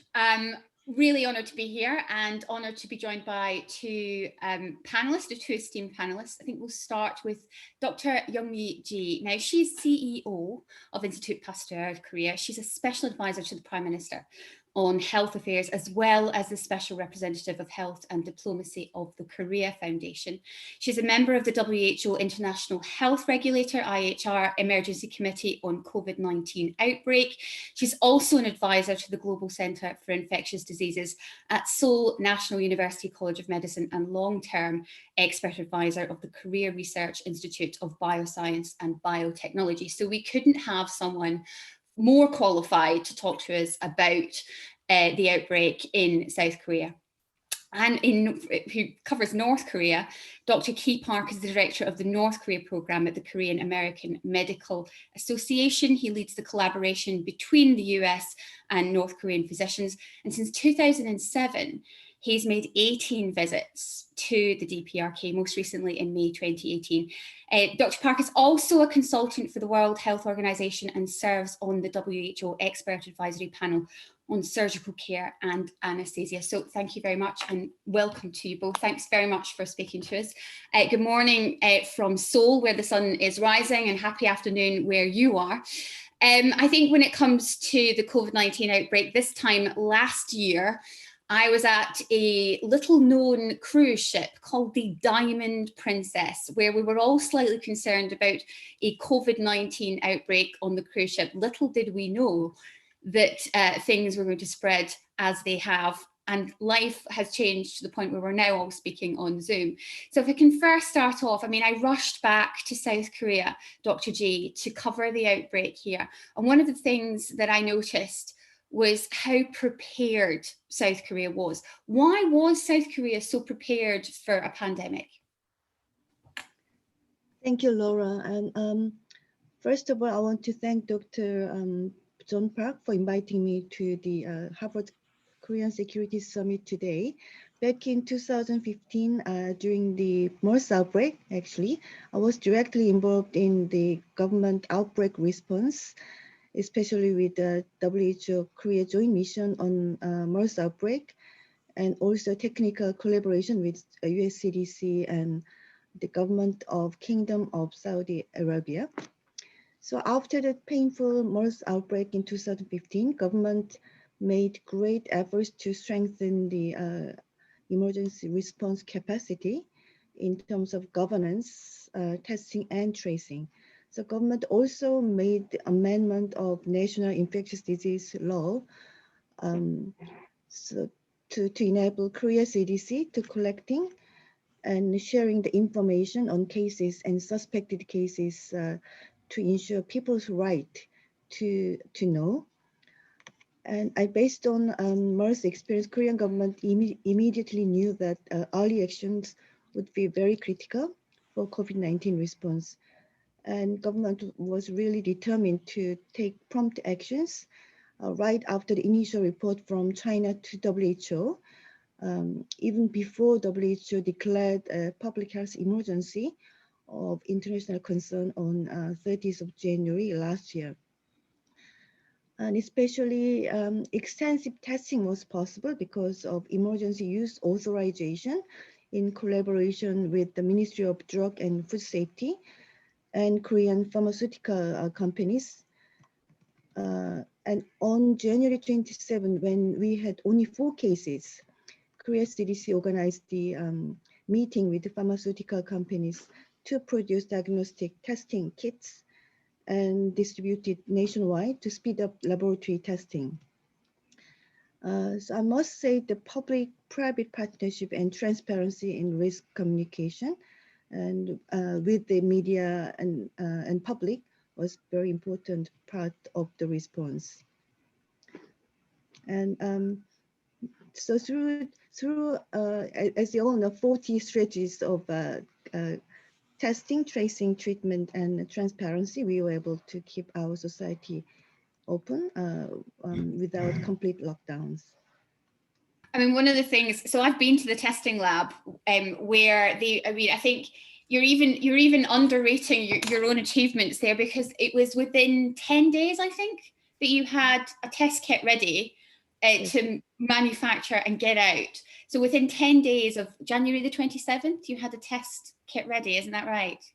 That was the day we had a meeting. Then within around 10 days, we were able to produce a kit and distribute to nationwide testing lab. One of the other features, obviously having been here and been surprised, and I think it's probably my Westerner outlook, was the text messages that we started to get. So as I was traveling to Daegu, my phone kept beeping all the time. And for those who are unaware, what they were doing in Korea was sending you out messages about where nearby cases were. Now, that was allowed under the Infectious Diseases Act, as you said, but when it came to that, were there any issues and discussions over privacy when it came to the use of that kind of technology? So I know there has been some criticism on the use of personal information, but I must say the use of those advanced technologies such as smart tracking system and mobile app for quarantine people and QR code system has been extremely useful by improving efficiency and reducing time for investigation. I think without those systems, without those technology, it was not possible for us to really maintain current level of the instance. I don't think it was possible. That those systems was really helpful for us to really have such efficiency in our system. So do you want me to explain further on that? No, that's fine. I mean, I've spoken to a number of people about this privacy aspect, and it's difficult, I think, outside of Korea for people. I mean, certainly in some aspects they called it draconian, and then now I think when the Western outbreak got so extreme and people were subjected to lockdowns, I think the mind shifted slightly. Is that your perception of it, or perhaps in Korea there was certainly no huge there was no outrage in Korea over the idea of these text messages, was there? So those system was introduced because of people's need. People really wanted to know those information during the MERS outbreak, and government was actually a bit late in releasing those information, and that was the reason there was a lot of transmission already happened before releasing those information. So government had to do something. So that's why government amended the law, and so those information sharing was based on people's need. Yeah, I mean, MERS in many ways, MERS in many ways was your learning curve. It was allowed South Korea to see how bad this could possibly become, right? So if I can just add a bit more. So while no name of the tracked people is actually publicized, current system could, not current system, actually when we first started this system, actually those systems might have some danger of allowing the over-curious people to stigmatize those confirmed cases. So to address those concerns that the information released to the public may be too specific, so Korea's CDC actually distributed guideline on local government to on the time frame, which is maximum of 14 days, and the scope of the information accessible by the public. So government actually made full efforts to find the de-identification method that enables the effective tracing while minimizing privacy issues. Thank you. So in contrast, when we knew everything about South Korea's outbreak, they even produced a handbook for the rest of the world. One place that we knew nothing about, Dr. Key Park, was North Korea. We knew that they closed their borders this time last year. What did you know about what was going on in North Korea and how devastating, having been in the hospitals and having been performed surgeries there, how devastating would an outbreak be in North Korea? Right, that's a really good question. So you're really asking about what is the state of North Korea's healthcare system. Let me try to unpack this for you a little bit. By the way, I was in Pyongyang in November of 2019, just a couple of months before they locked down. That was my last trip. So, you know, if you look at a country like North Korea, it's a low-income country, and any low-income countries are going to have trade-offs on what interventions to provide and what kind of things to invest in the health system. So North Korea invests heavily into their public health system, right? High population value and low cost. So things like vaccinations, they do that incredibly well. They do that in conjunction with Gavi. And we could talk about the vaccine situation a little bit later. But it's a low cost, highly effective, preventative strategy, very cost effective. And they do that nationwide, 97, 98% vaccination rates for children's vaccines. And this has been verified by UNICEF. But then if you look at things that are what we call curative services, right? We call it case management, treatment, healthcare, actual healthcare. This is where it's high cost and then per case, right? So let's say cancer surgery, even treatment for COVID. These are highly infectious and require ICU, ventilator care, very, very extensive, high-tech care. They don't have as much in those things. It's a trade-off. Now, so that's that whole idea of public intervention versus curative services, that dimension. But then you also have to look at the skill levels in North Korea. So you have in some of the best hospitals, some of the best doctors, and they've been trained from all over the world, and they know how to do just about everything. They do open heart surgery, brain tumor surgery. I've seen these myself, and they do a very good job of it.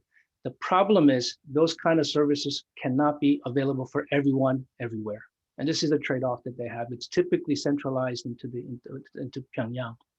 Then so that's that rural urban dimension, right? So the healthcare is there, but it's not evenly distributed.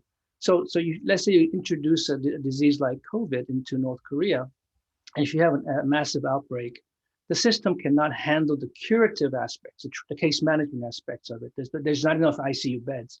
For instance, I worked at the Pyongyang Medical College, which is their premier teaching hospital. It's the main teaching hospital for the entire country. I would imagine they had no more than 24 ventilators for the whole hospital. This is a major hospital in Pyongyang. So you can sort of do the extrapolation out to the provincial hospitals, and they just don't have those capacities. So they're smart because they recognize their weakness and they try to prevent it. I think they did a very good job of preventing the virus from coming in. Are you aware of cases within North Korea, or is there any information that you've had about any outbreaks within parts of North Korea? Right, so this is a point of contention, right? We hear this all the time. The North Korea's official position is that they have not detected any cases of COVID-19 in the country. And then there's a lot of prevailing thoughts saying that it may not be true. I tend to think that they did. They were able to keep the virus out. Remember, they locked down the time that it took the South Koreans to develop their test kits.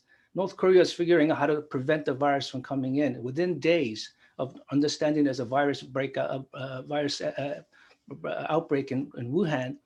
They closed the borders, tourism, trade, everything within days. And at the end of January, everything was closed.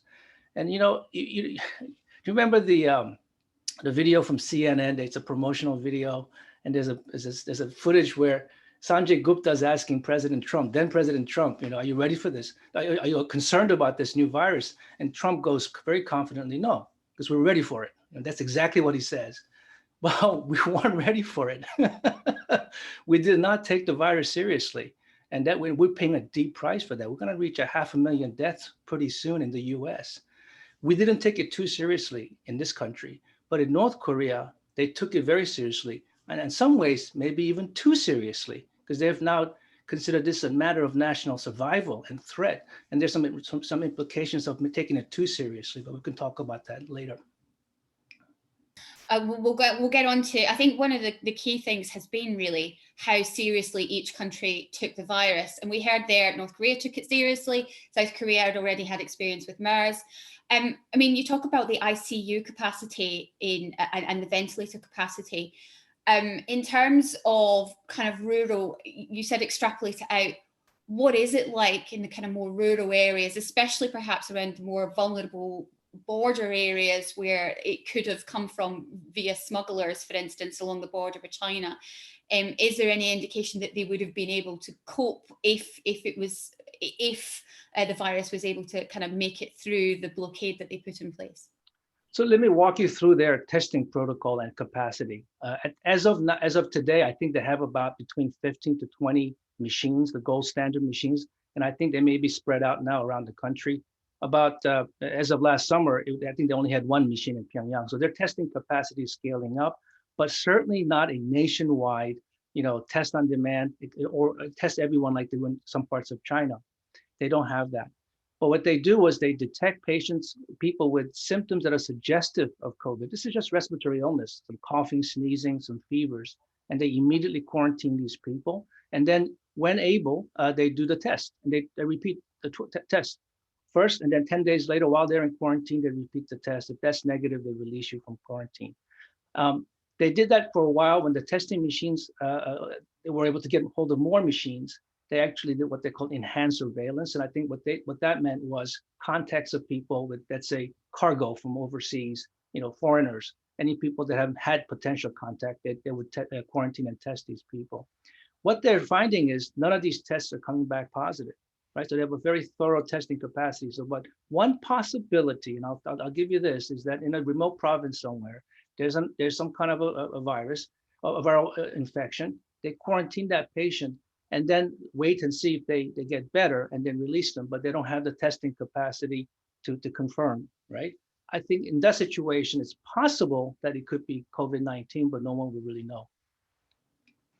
Right. I mean, in terms of the kind of speed, I think many of us here sitting in the South were extremely worried about the situation in North Korea. Meanwhile, in South Korea, they kept their borders open, but they did so with very interesting quarantine procedures, having been through it several times.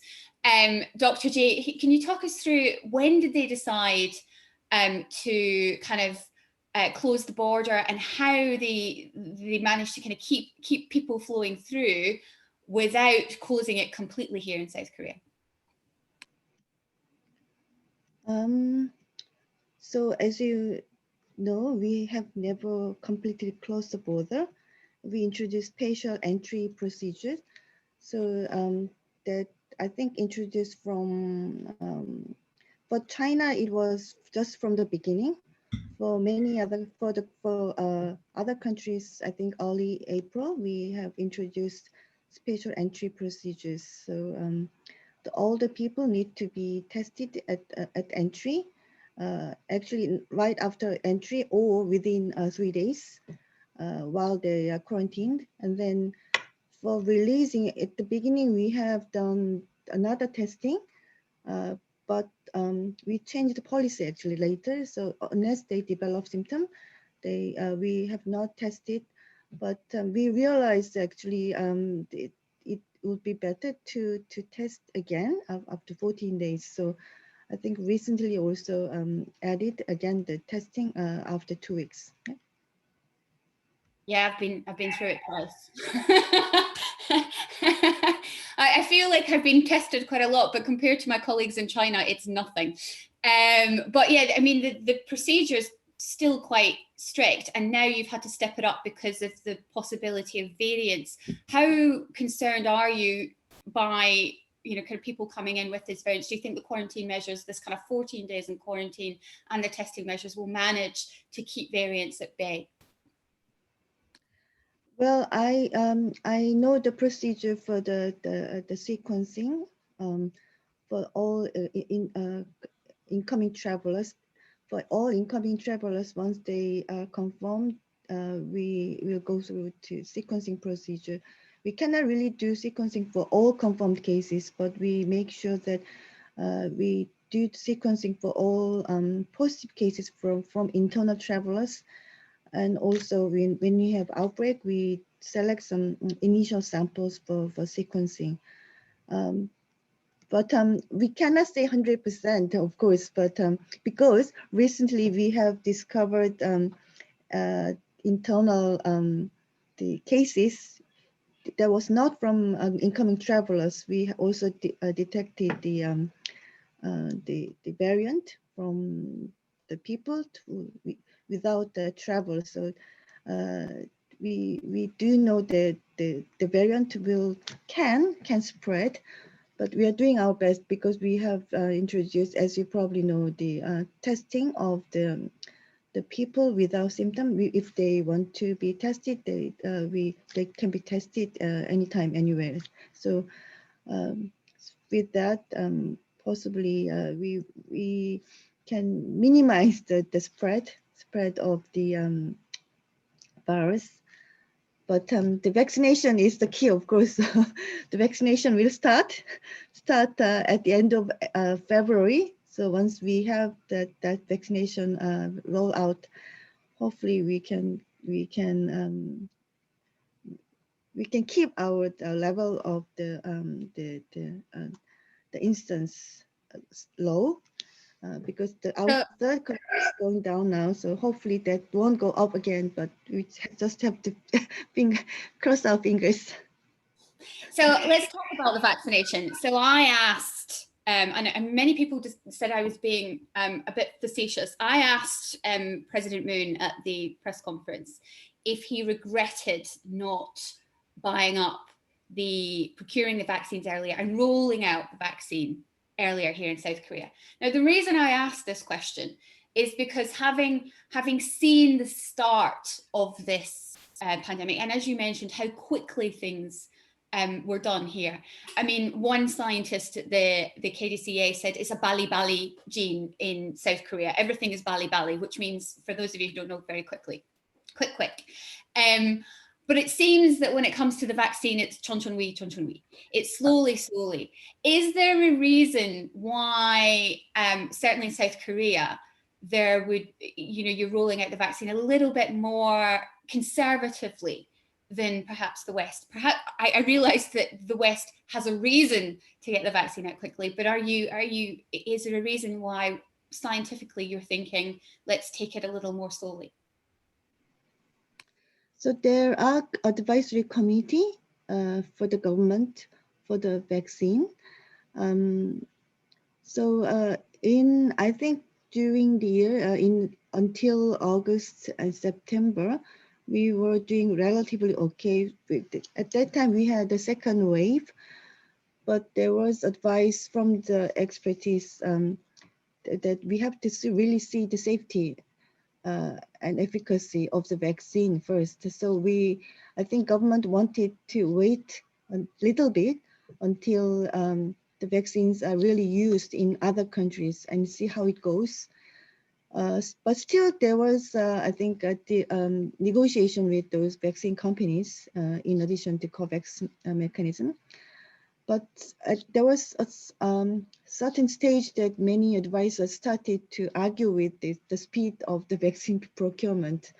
So suddenly, government tried to do it quickly, Bali. So now I think we have secured the amount of vaccines that will be enough to cover the whole population, even more than the whole population now. So we are, I think, doing okay, considering we have started quite late. So we will hope that we can start at the end of February. I think it's 24th of February. But first vaccination we thought was with Pfizer. very small amount only, 60,000. But after that, we will be using AstraZeneca, but a lot of the policies in other countries, including Europe, regarding the use of AstraZeneca in old age group.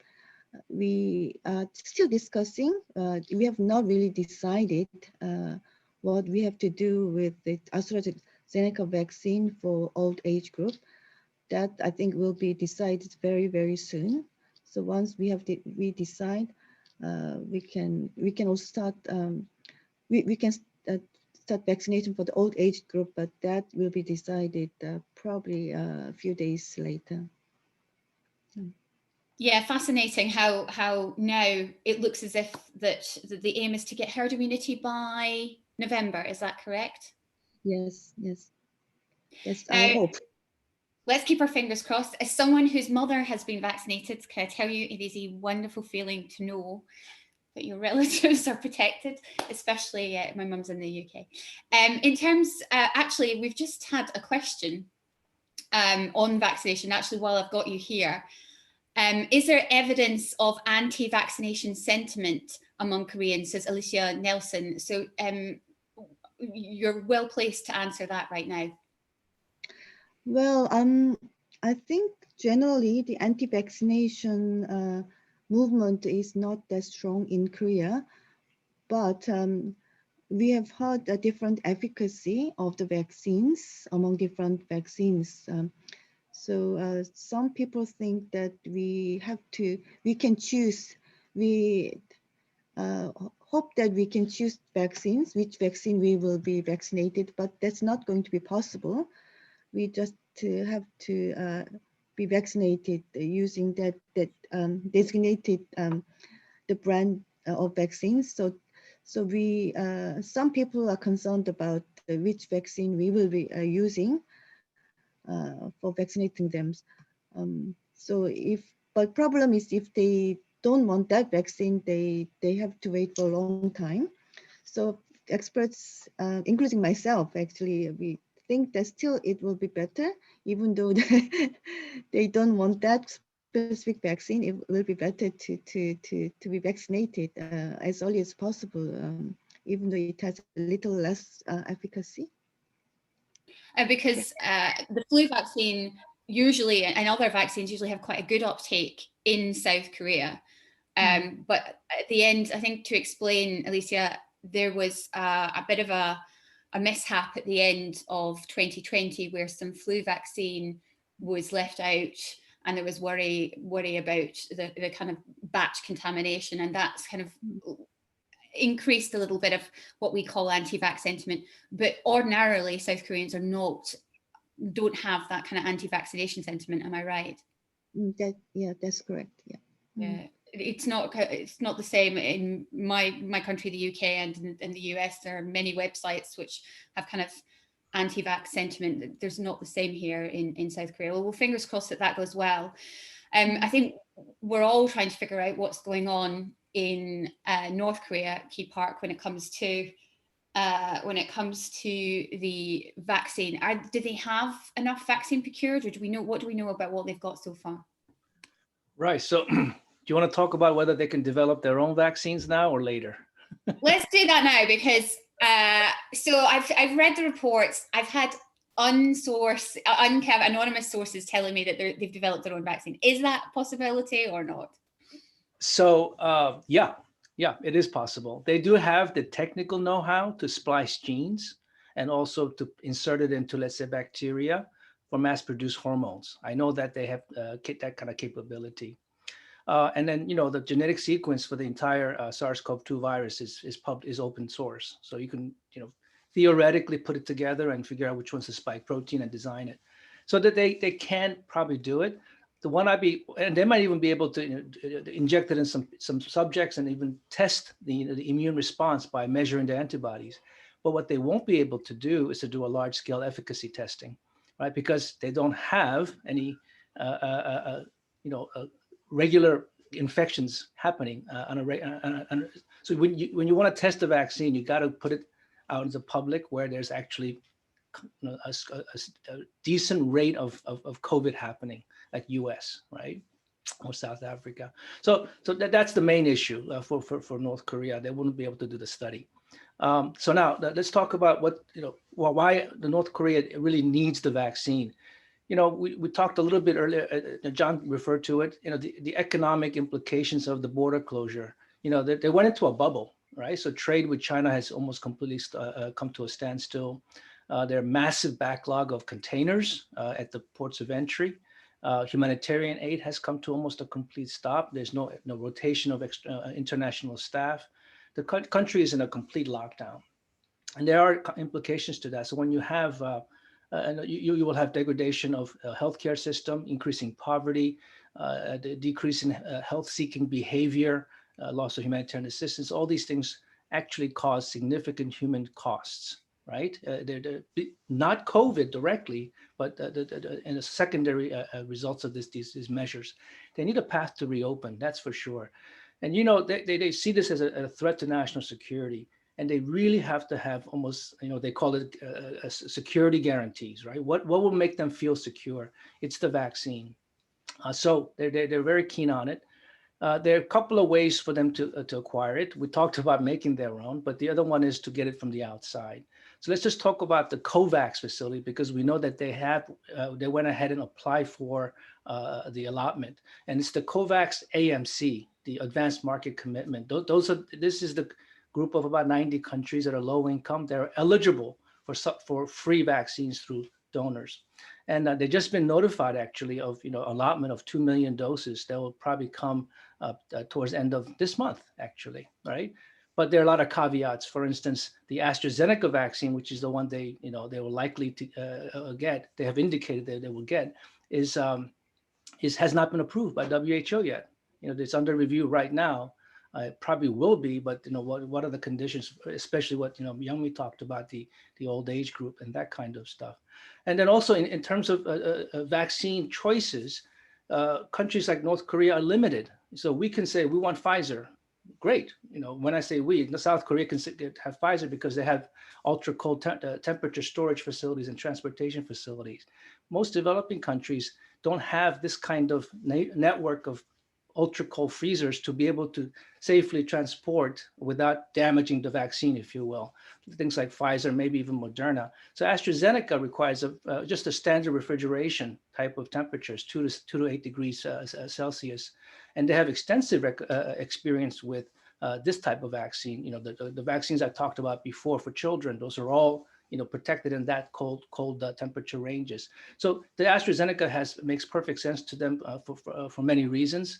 And so that they apply for it, and now they have to get their deployment and vaccination plan approved by the WHO. And once it's approved, and it's also the AstraZeneca vaccine is approved by the WHO as for an emergency use listing, then they can start getting their first allotment, which is about 2 million doses, about 3 to 4% of their population. Will people have to go into the country for this vaccination program, or can they do it themselves? Because obviously I know that a number of NGOs have had to leave the country. Very few workers are left. A lot of the foreign diplomats have also left. So in terms of getting kind of people in to help with this vaccination program, is that going to be a possibility, or even monitor the vaccination program? Is that something that you're concerned about or will be watching for? No, this is, I think, a crucial point you make, Laura. Everybody's concerned that international staff, humanitarian staff, are not able to go back in. And what would be the sort of the turning point, the tipping point, where North Korea will say, you know what, we will actually consider bringing in international staff, and I think it's in the vaccines. So the vaccine program, the COVAX AMC program, is donor supported. It's not money that's in the bank account somewhere.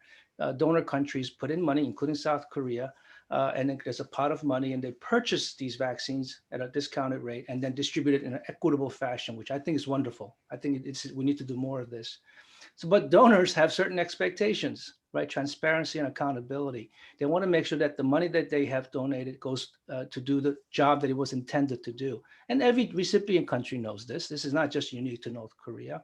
Every country knows that there has to be a monitoring and evaluation component to their deployment plan. So I think this is an opportunity to really nudge North Korean officials to say, can we start talk about how to get safely, right? Keeping your population safe, but still at the same time bring in international staff. Well, fingers crossed that people do start to get in. I think there's genuine concern amongst the diplomat side and how foreigners will be received, because certainly I think there was a little bit of tension is the wrong word, but certainly made to feel unwelcome as time went on. So perhaps maybe you think aid workers will be able to go back in and be well received, or do you think North Korean authorities might continue to look at them with caution? This is not something they'll open, with open arms and say, please come. Well, it's not because they don't want to be monitored. I think that's maybe one part of it. But the other one is they're just really afraid of having international staff come in. Foreigners are seen as, a way to bring in virus.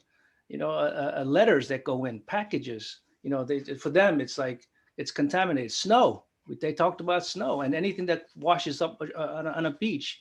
So any foreign element for them is a threat and a way of introducing virus into the country. So they really, we have to figure out a way to make them feel safe, whatever it takes. And I think we can do that. Okay. And one of the things I wanted to talk about with regards to perhaps, I've been told this is a cultural thing, but I'm not sure it is, mask wearing. It was never an issue in this part of the world. I arrived back into South Korea. I'd been on holiday. Remember, when we could have holidays. I'd been on holiday with my family. Arrived back into South Korea in January 2020. Seems like a lifetime ago. And everybody was already wearing masks right back at that point. Why do you think mask wearing has become quite easy to do here, and yet not completely problem? Even in North Korea, we've seen them wearing masks, although the latest party congress there was no mask. Why do you think mask wearing is such an issue? Well, not an issue here and an issue elsewhere. Dr. Youngmi, if you can answer that one. Yes, mask wearing has been a very common practice in South Korea because of fine dust problem during last few years. And when we first heard the news of this new coronavirus, government actually advised the public to wear the mask because it is one easy way of protecting people from respiratory diseases in general. So people followed that guideline without big issues. But at the beginning, actually, we thought that some experts were saying, do we really need this? And at that time, WHO was not really advising to wear a mask, and that advice came quite late. But we are doing this just because government advised, and this is some are protecting respiratory disease anyway. So I think that just came natural.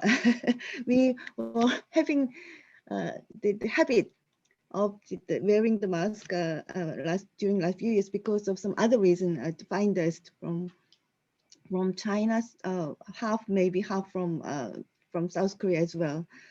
But later, actually, we realized that was very effective way. So we feel very lucky, actually. We were doing this from the beginning. So we are doing right practice. Yeah, so I went to, when I was in Daegu, where for those who don't know, it was kind of the initial hub of the center of the virus in South Korea, which was part of an outbreak amongst the Shincheonji Church of Jesus, which was a kind of sect, and it spread throughout the country. So we were in Daegu, and outside of Daegu were these massive queues of people. I was like, what are they queuing for? They were queuing for masks. But in the UK or the US, they were queuing for toilet paper. So the difference was. But even within the BBC, for instance, we put out, because we do a lot of kind of public service broadcasting, we put out a broadcast with a doctor saying, you know, it may help, but we need to make sure that masks are saved for you know, those who need them, etc. Did South Korea have enough masks for people? Remind us how they managed to make sure that people had the masks that they needed. So we actually can produce masks, but at the beginning, it was not like now. So because of people really trying to buy a lot of masks, so it was not enough at the beginning. That's why we had to make such a big long queue. So government also had to introduce mask app, to where the masks are sold in drugstores. So we had a certain period that the mask was not really not enough, but we had I think we asked those small producers to produce masks immediately. Then after a certain period, it was there was no problem. We now have no issue at all. But at the beginning we had a little bit of issue, but I think still it was we have probably enough masks for the medical people. One of the other things that really astonished people initially was, I did a report from Seoul National University ICU, where the nurses were in full PPE and it looked like a spacesuit. Now we've got used to seeing this on our screens, but at the time, you know, I don't think many people had seen anything like it. And I was inundated with messages. We had, I had UK newspapers phoning me up going, what is this? And they put it all over their center pages. But here you did have enough PPE for staff, didn't you? Why did you have that kind of amount of PPE? Was it just good planning? Yes, of course. Yeah, that came after the MERS outbreak. So we had to make that preparation. That was the first thing we have to do. So PPE is the first step. So after MERS, we were prepared for those PPE and the ICU, but still, I think ICU, we do not really have enough number. So government is actually planning to have more ICUs, and even PPE, we want to have more, I think, but compared with other countries, I think we were relatively prepared because of MERS outbreak. We have prepared at least for a certain level. Now, Kia, I talked to someone, diplomatic sources, who had left North Korea last year in the summer, and they said that there was PPE piled up at the border, but they weren't sure how North Koreans managed to get masks. What do you know about the mask supply there, and were people kind of quite happy to wear masks in North Korea also? My understanding is that they're able to actually manufacture their own masks. They're not very difficult to make. So I think that's one. And I think the Chinese have been sending in a lot of supplies that's maybe not getting reported official records.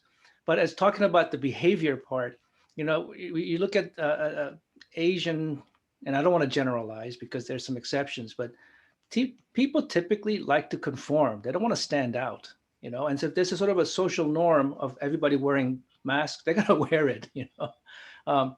And then on top of that, you have this a strong governance, you know. And so I lived in Cambodia for a few years, and I remember Vietnam, when they passed mandatory helmet laws, right, for people who are riding motorcycles. Overnight, everybody was wearing helmets. This is in Vietnam. So Cambodia, a few years later, did the same thing, and it just wasn't the same. The helmet wears usage rates like 20, 30%. There's a little uptick and went back down again. And it just speaks to the relationship between the government and the people, and as far as governance, the authority to impose certain things. And of course, I think, you know, in North Korea, that whole system is very strong. So for those reasons, I think they have a very high, you know, mask wearing rate. I want to mention one more thing about masks. In North Korea, it's so predictable that the mask wearing is expected, that when they're not wearing a mask, I think it's noteworthy. And I'll give you an example.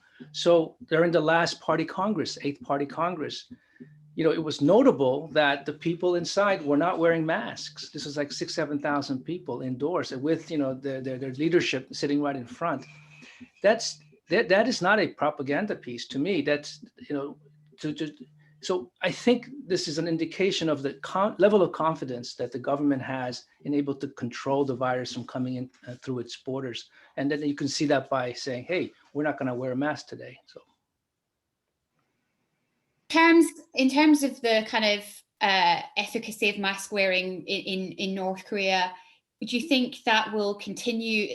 Is that a way of perhaps protecting the country while bringing in foreigners? Trying to say, well, look, you can keep a mask on, you can keep social distancing, because we talked earlier about allowing foreigners into the country and how nervous they'll be about that.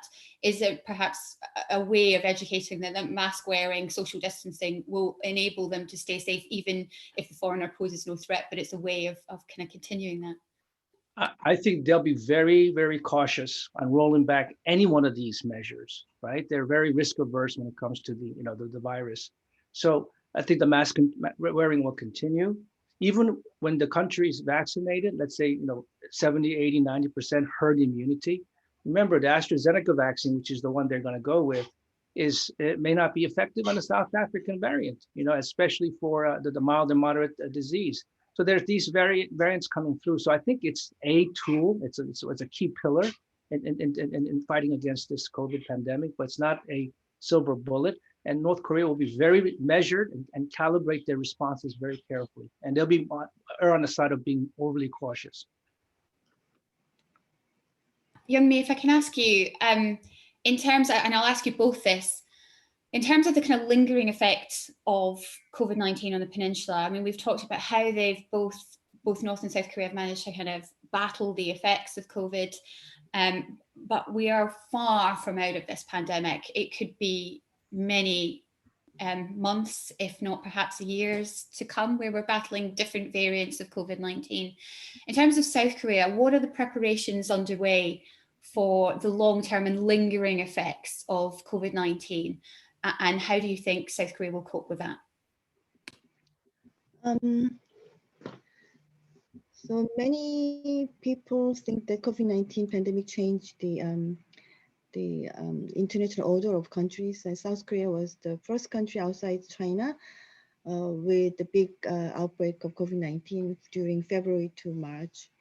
But with the prompt response, as I mentioned, based on MERS experience, we were considered as one of the countries that relatively successfully responded to COVID-19. And but I think in terms of preparedness, infectious disease research and development, I think South Korea is not yet well prepared, and we still need the long vision and strategy and better global engagement. So here I want to actually emphasize the role of close partnership with Global Infectious Disease R&D Network, and this network includes WHO R&D Blueprint Team, which played a key coordinator role, and also GLOPIT-R, CEPI, Gates Foundation, Wellcome Trust, and USNIS, and many other partners and scientists. They really facilitate COVID-19 research during the early phase throughout this crisis. And now this R&D network is also preparing for the next pandemic caused by disease X, which is unknown, and I think Korea need to also participate in this kind of global engagement better. So R&D, we have been putting a lot of money, but I think we need to be more engaged with global community, and we need more long-term planning and strategy, because the vaccine development in Korea is not really like COVID-19 response.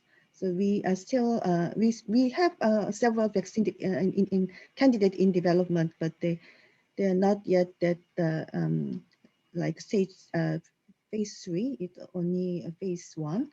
So we hope that we can have better strategy for the R&D, and also hope that those countries with the technology can transfer the technology to low middle income countries, of course, Korea, but maybe to other countries like India and some other countries with the vaccine development capacity. If technology can be transferred quickly, that I think it really needed for the global R&D network. And yeah, so that's I'm going what to put you on the spot here. sorry? I'm going to put you on the spot here, and you can always feel free. I'm used to people telling me I can't answer that one, but how long do you think we are going to be dealing with COVID-19? Are we looking months or years? Do you think it all depends on the vaccines? I mean, how long do you think here in South Korea and elsewhere we're going to be kind of battling the coronavirus? So I think there will be acute phase. Acute phase we want to finish as soon as possible. So once we have herd immunity, then I think we could probably finish acute phase. Hopefully that can happen by the end of this year before winter season start. But still, we will have this COVID-19 together with us for quite some time. Maybe for a long time, because as we know, we have variant and it will probably come back. Maybe it can be like endemic diseases like other coronavirus. So maybe we need vaccination like a flu vaccination, as many people say. So our target is, I think, at least we can finish this acute phase as early as possible. But for that, we of course need the vaccination for global community. So those mechanisms for the vaccine distribution, the equity, that people always say that, but that can probably happen at least beyond 2022.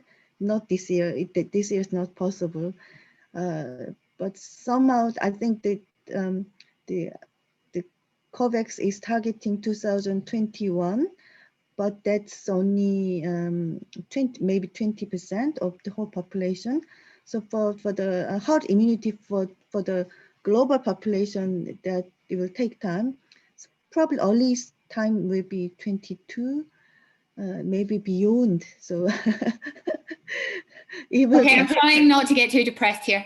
At least we have a vaccine, right?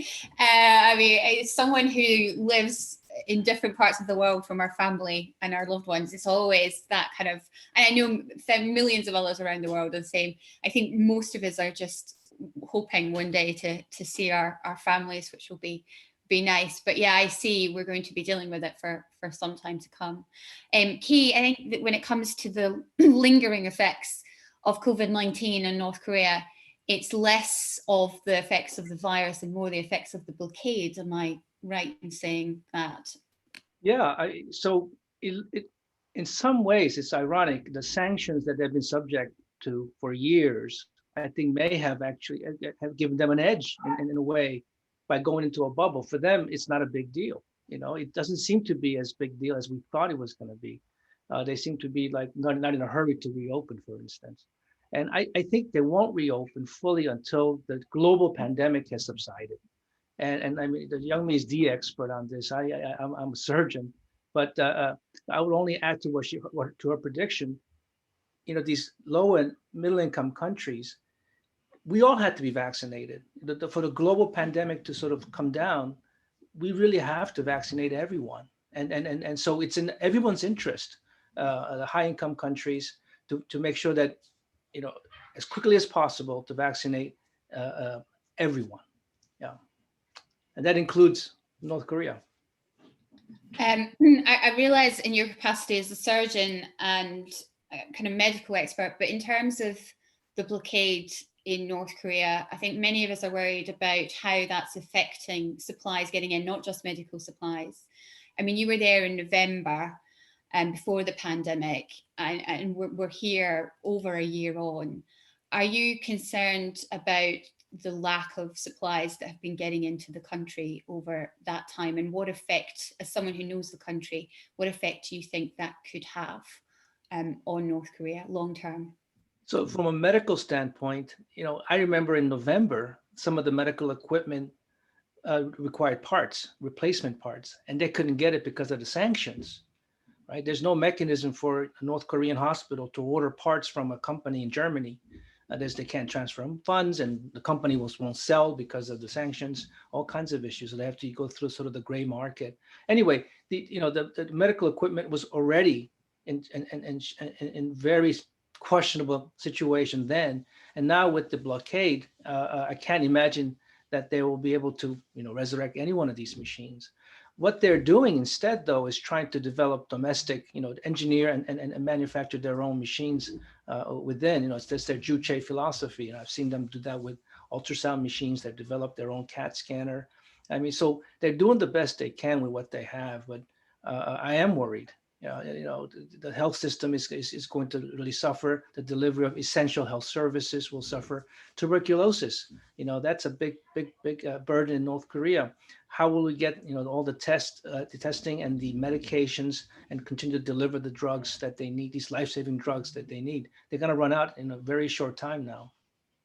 Is there a way that the international community can help, would be allowed to help, North Korea would allow them to help? So once again, you have to balance their concern about introducing viruses through the the international staff, and I think the test case is going to be this vaccine in a couple of months, really, at which they allow a team in and saying, well, listen, there was no ill effect of bringing in 25 people, and they're here, and there are no cases that you can detect. Can we bring another group of people in? I think that'd be the way to go.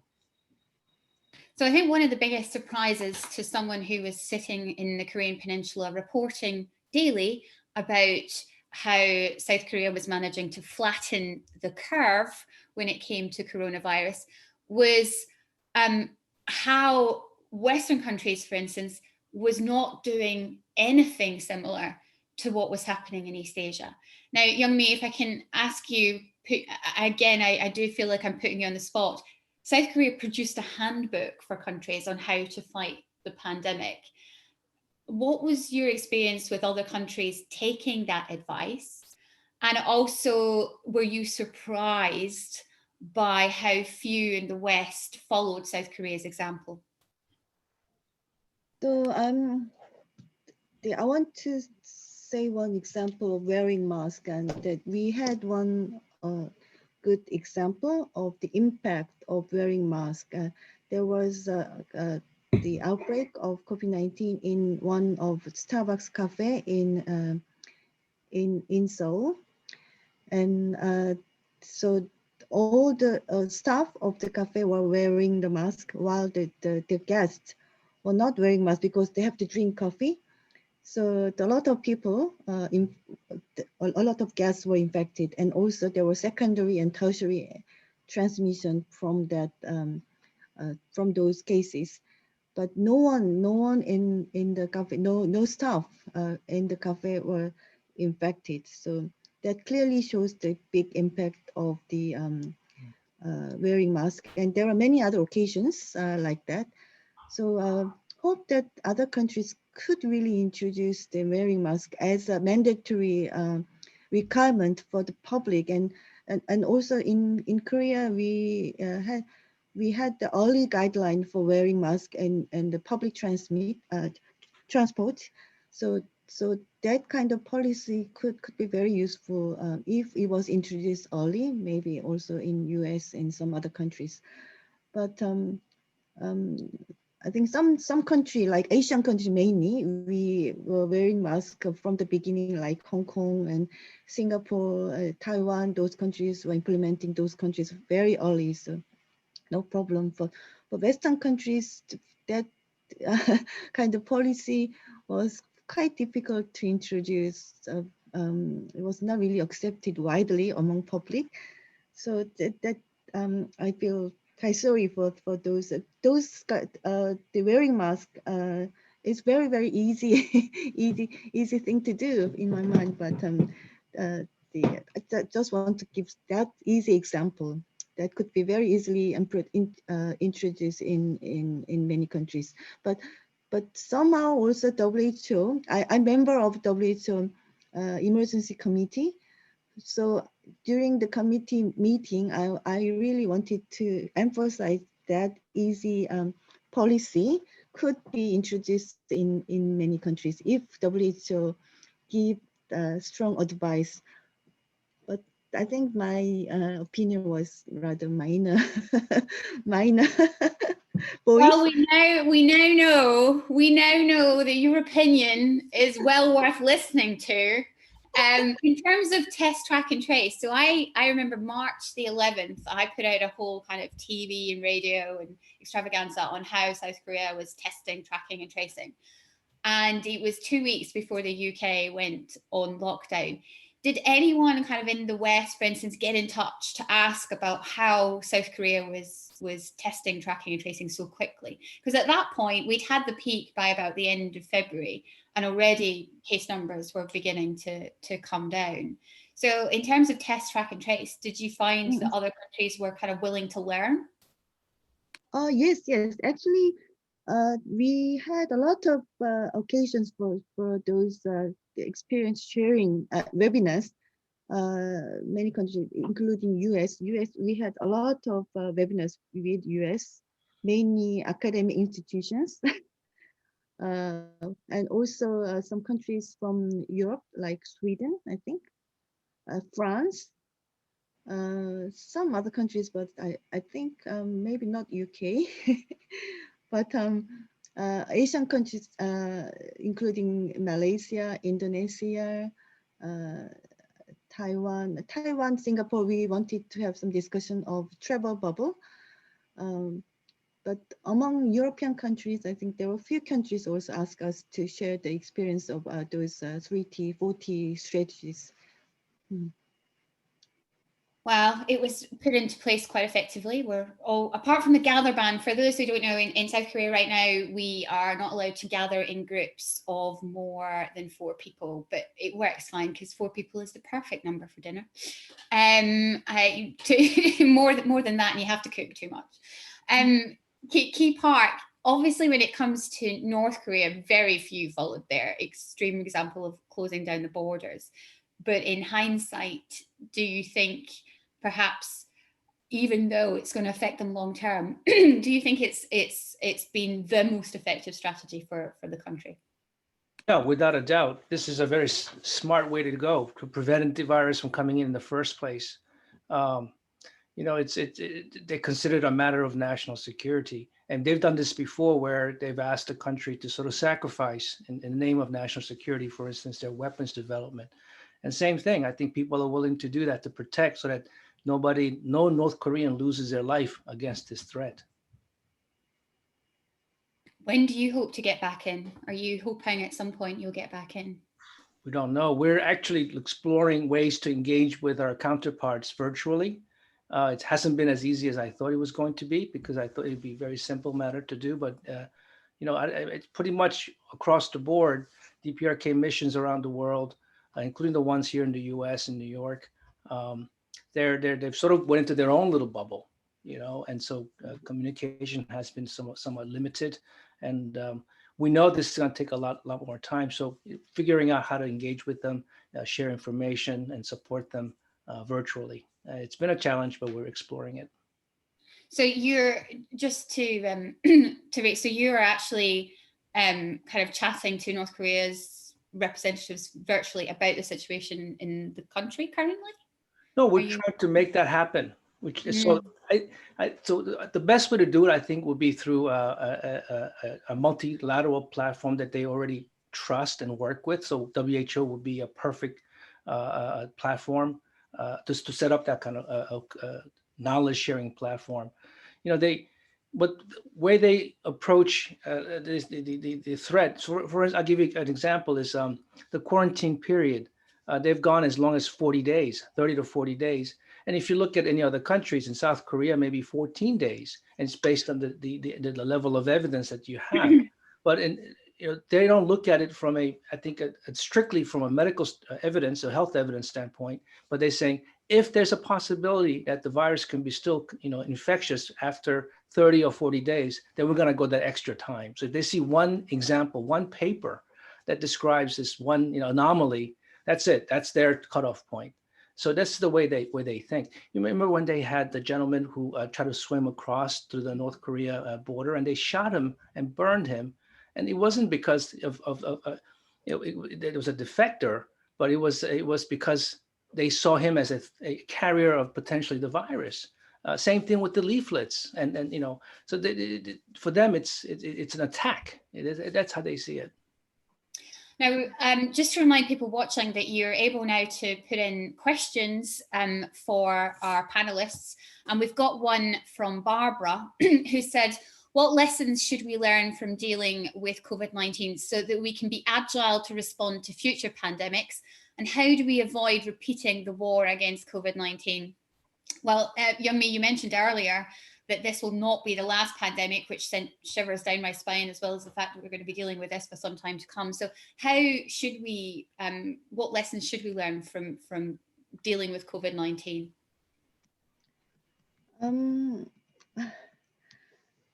I think, as I mentioned, most countries, most Asian countries, many Asian countries with some previous experience were able to deal with this COVID-19 much better than Europe or US. For those countries, the 100 years ago, the Spanish flu was the last big pandemic, and so after this, I think it will change everything for all countries now. So we have to really see the demand for the health infrastructure that can be really like COVID-19. We never expected it can be like this surge of the medical need. For the preparation for the after MERS, we were preparing like MERS, because MERS was mainly related to hospitals in Korea. So the number we prepared was not really enough. So we really have to prepare like really search for the medical need, hospital need, that kind of preparation need to be really done in terms of infrastructure. But for the low and middle income countries, that's not going to be easy. So we will really have to see the long-term strategy for that. We need a lot of support for those countries from WHO and many other health partners. And once again, I want to emphasize the R&D network's role in responding to the future pandemics. So I think we are lucky to have some coordination role by WHO. WHO R&D Blueprint team did, I think, a great job during this crisis. And so we really learned the power of the solidarity and working together. So this, with this, we were able to, of course, produce and even vaccinate the vaccine, newly developed vaccine, within 1 year time frame. So we really have to work together, and we have to prepare for the infrastructure for the surge, and the other part is actually training of human resources that is really critical. So even though we have infrastructure, if we don't have trained people, then we really don't know how to do it. So the peacetime preparation. So I think the simulation exercise is very important. So there are actually 4 components in monitoring and evaluation framework for the international health regulation. So one is a simulation exercise, and the other is joint external evaluation, JEE, so-called. We have done, Korea have done that joint external evaluation. I think US did, UK did, many countries participated, more than 100 countries participated in joint external evaluation. So I think this kind of exercise is very important. And as I mentioned, simulation exercise, peacetime preparation is going to be very, very important. How important is it to find the source of the virus? In terms of, you've got colleagues from the WHO in China as we speak. How important is it that we find the true source of the virus and know where it came from? There was a lot of discussion on that from the beginning during the emergency committee, and I know there is a mission in China. I think that's going to be quite a long mission because I think they have to be, as you said, they have to be quarantined for quite a long time. I think at least 2 weeks, and they will have to see the meet with the experts in China and visit different places. So that with that mission, I hope that we can have some clue, but we may not really have a definite clue because that was the case with MERS and SARS. But still, this kind of efforts will help. So hope that we can we can have some better news from the mission. In key part, when it comes to lessons being learned from COVID-19, do you think North Korea will have learned a lot of lessons from its handling of the virus? So the North Korea, it was interesting when you asked Young-mi in the beginning, how was South Korea prepared? So was North Korea. They dealt with Ebola, MERS, SARS, and they have experience with this. And yeah, so from their point of view, it's working. And I want to go back a little bit to the last question from, I think it was from Barbara. What have we learned, right, from this, from COVID-19? Within a few days of the new inauguration, the Biden administration published the National Security Directive 1, which has to do with a plan to retake leadership role in the global COVID response. It's a great read, by the way, if you want to read hundreds of pages. But what it does is, remember we were threatened to pull out of the WHO, which is absurd. I mean, so it's about going back into WHO, actually becoming a member of COVAX facility and a donor for the AMC, and I heard in the tune of about $4 billion, which is a massive amount. And there's a clause in there about reviewing the current sanctions regime as it relates to the country's ability to respond to the pandemic. This is really refreshing. And I bring this up because, we talk about what lessons have we learned. There are some things which are off limits to politics, okay? One is humanitarian aid, impartiality, neutrality. It's based on need only. Who cares about what the government's like, or who cares about what our national interests are like? It's the needs of the people that are vulnerable. That's off limits. Second thing is global health security. There are no adversary countries. We're all in it together, right? No one is safe until we're all safe. A threat in North Korea is a threat in Washington, D.C. We got to work together. And those things should be protected and off limits, period, right? And the last thing is, I agree with Young-mi, we got to fully fund the WHO. It's still underfunded. They still have to go out and beg for money to do all their programming. And then one more thing while I'm on this money thing, U.S. spends $700 billion a year on their military budget, and this whole conference is about the North Harvard Korean Security Summit. But we devoted panel 2 on non-traditional threats.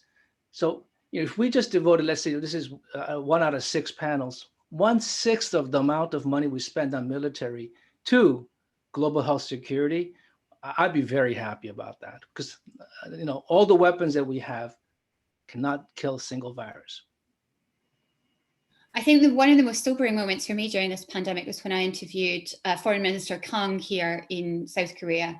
And it was way back in March, and she went viral across the BBC platforms because she talked about the South Korean response. And I think everybody in the UK went, well, look what they're doing.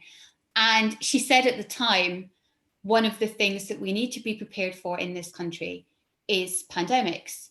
And that's why we're prepared, and in the future we need to be prepared. And that has stuck with me for a year now, because I think in terms of pandemics, it wasn't even something that was on my radar as a reporter or as a correspondent around the world. And here we are now. It's probably one of the biggest stories that any of us will ever cover. And in terms of preparedness, etc., so what would you like to see? You've talked about, making sure that humanitarian aid is free from kind of any restrictions. What would you like to see going forward in terms of world collaboration, considering your experience in perhaps developing worlds, to try to help them be more prepared for pandemics? So increase funding, number one, right? Let's spend less money on traditional weapons and let's spend on building up health systems, especially in developing countries. And number two, take the politics out of it.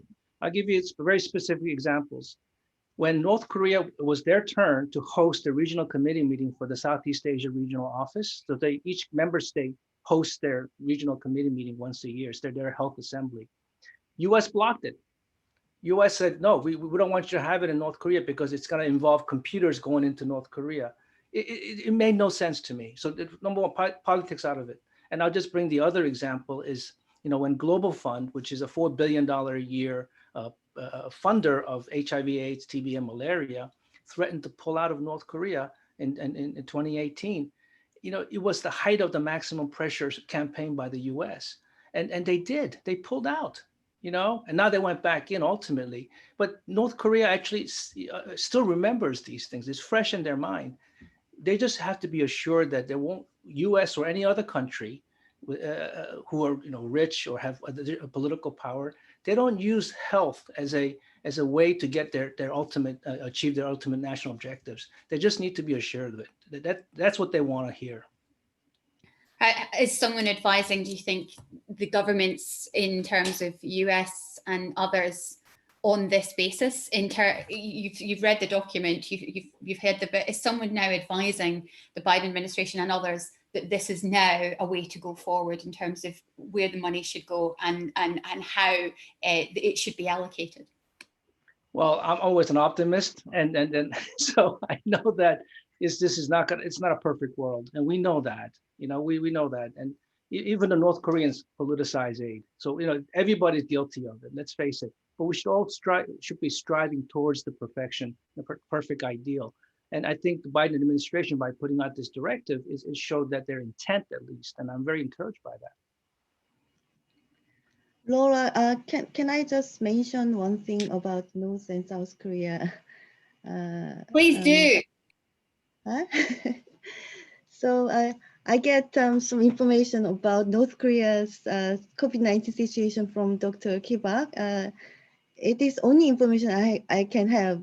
That's very, I feel very, very sorry. And it's a pity that there is no information sharing for COVID-19 and other infectious diseases and many other between North and South Korea. So only some people know that North Korea belongs to WHO, Southeast Asian region of WHO, and South Korea belongs to Western Pacific region of WHO. So because of political reason, so if North and South Korea can belong to the same region of WHO, there will be many opportunities, advantages in terms of information sharing and possible collaborations in health. So when I first joined WHO Western Pacific region in 2014, I really thought this could be a good move forward between North and South Korea. So I always hope that North and South Korea can belong to the same region of WHO, so we can talk to each other at least during the meetings and workshops, and they can lead some further collaboration. I really hope that can happen within a few years. Well, I mean, it looks like you two could make it happen, right? In terms of, you say you're hearing information about North Korea from Ki-bak there. How frustrating is it as someone who's sitting, potentially we're only 100 miles really from Pyongyang. I mean, how frustrating is it as an expert in the field knowing that you can't help your neighbors? Yeah, that's really frustrating. So I actually talked to the Minister Kang, and also the other people in the Ministry of Foreign Affairs. I mentioned this a few times, but I know this is not going to be easy. But at least we can approach. I think we can try. That can open really a lot of opportunities. I mean, Ki-bak, do you think this is an opportunity for the future? Yes, there's always opportunities. You Always. are the ultimate optimist. You are the ultimate optimist. But how We just have to is find the way that this? Yeah, but is there a way to make this happen, or because it does seem you've got this expertise sitting here in Seoul, 100, just a few miles, and yet the two can't collaborate. Is there a way that perhaps North and South Korea could collaborate, not just on future COVID-19, but on future pandemics? Right. So the question is, why doesn't North Korea accept assistance from the South? It's just, resource rich. The problem is the politics, right? So when we try to convene a meeting and they say, oh, is ROK going to be there? We're not going to show up, because they see as soon as ROK is going to be at the table, there's some sort of a political, or there are political implications of the meeting. And it has to do with the trust issue, because if they can just talk about the health aspects, the vaccination aspects, then they're happy, but there's some strings attached. So if it will take some time for North Koreans to really believe and then understand and know that U.S. and ROK or whoever, their intent is very pure and simple. So that's why I think you have to clearly separate out humanitarian, global health security from all the politics and make a Chinese wall in between. And it'll take some time to do that. There's the COVAX AMC only provides vaccines free of charge to 20% of the population. North Korea is going to want the other 80% vaccinated somehow. And there are different ways to do that. One is bilateral arrangements with China with their vaccines, or even Russia. They've got 92% efficacy rate now, which is outstanding. And they're very easy to work with from North Korea's perspective, right? But there could be an opportunity through COVAX AMC to get the other 80% through a sort of a pooled funding mechanism that, and ROK has a lot of resources, so they could lead that fundraising effort and pull together and say, here, this is we raise money to help pay for the vaccines for your population. I think that would go a long way with no strings attached, right? Yeah. That's always the way. It's the strings attached. Youngmi, do you think that's a possibility? Now, I spoke to the Prime Minister during a press conference, I think just 2 weeks ago, and he said they were looking at the possibility that if they had more than enough vaccine, they could offer it to North Korea. Do you think that's going to be a possibility in the future with the current procurement program that South Korea has? Of course, I think there is always opportunity, but it really depends, it depends on how the North Korea will respond. So hope that they can accept if we offer. I mean, that really depends on the response from North Korea. If Prime Minister mentioned that can really happen, if we have extra, then we obviously are willing to offer. So that that really depends on the situation from North side. Yeah, I mean, I think in terms of humanitarian aid, Key Park, they've always kind of batted it away. Is that because it comes with conditions? I mean, we see in state media quite robust language sometimes where, they appear not to be interested in humanitarian aid. Are they really interested in humanitarian aid? They just don't want it with any kind of preconditions. Well, let's put the value of humanitarian aid in perspective. We're talking $20-30 million a year.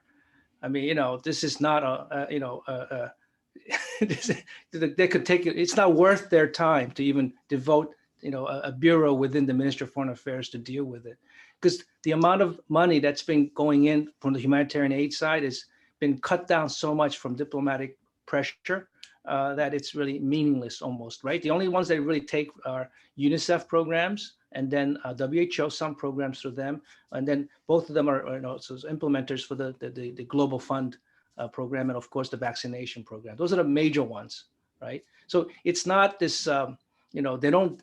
There's this, when you talk to some people, they say, "Oh, North Korea, they must depend on external aid for their population." The truth is that's not the case.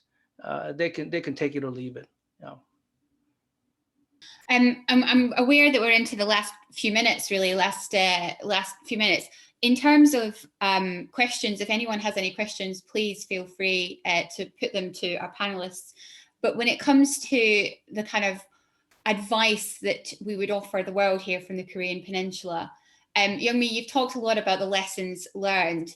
If we are to look at ways of learning from one another, is there a lesson that South Korea has learned from other countries? I mean, I know South Korea's kind of been putting their advice out. There was even a handbook, but is there a lesson that you've looked at from other countries in terms of collaboration that you think is valuable that South Korea can take on board? Obviously, we still need to learn a lot from other countries. There are many countries which have done a lot better than South Korea, I think. Although we managed to really flatten the curve now with third wave, but still we are suffering with many deaths. Compared with other countries, it's not really that high mortality, but still we need to learn from each other. And obviously it is not yet finished. We really have to look back after everything, at least the acute phase of the pandemic is finished.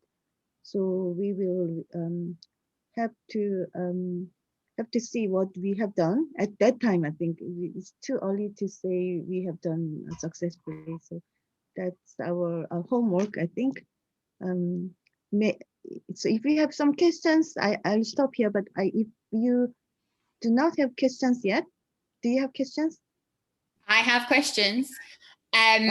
So combining two questions we've received, do we know how North and South Korea will distribute COVID-19 vaccines to their populations? And which groups will be prioritized and how will those decisions be made?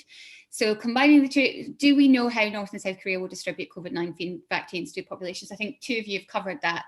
So which groups are going to be prioritized and how will those decisions be made? Youngmi, if you can tell us which groups are being prioritized here. So first group will be frontline medical staff, hospital staff, medical staff. It will be the first group, and then the old age group in some long-term care facility. There will be the next group, and then we have depending on the risk, we prioritize the each group. So that will, I think, cover until the fourth quarter of 2021.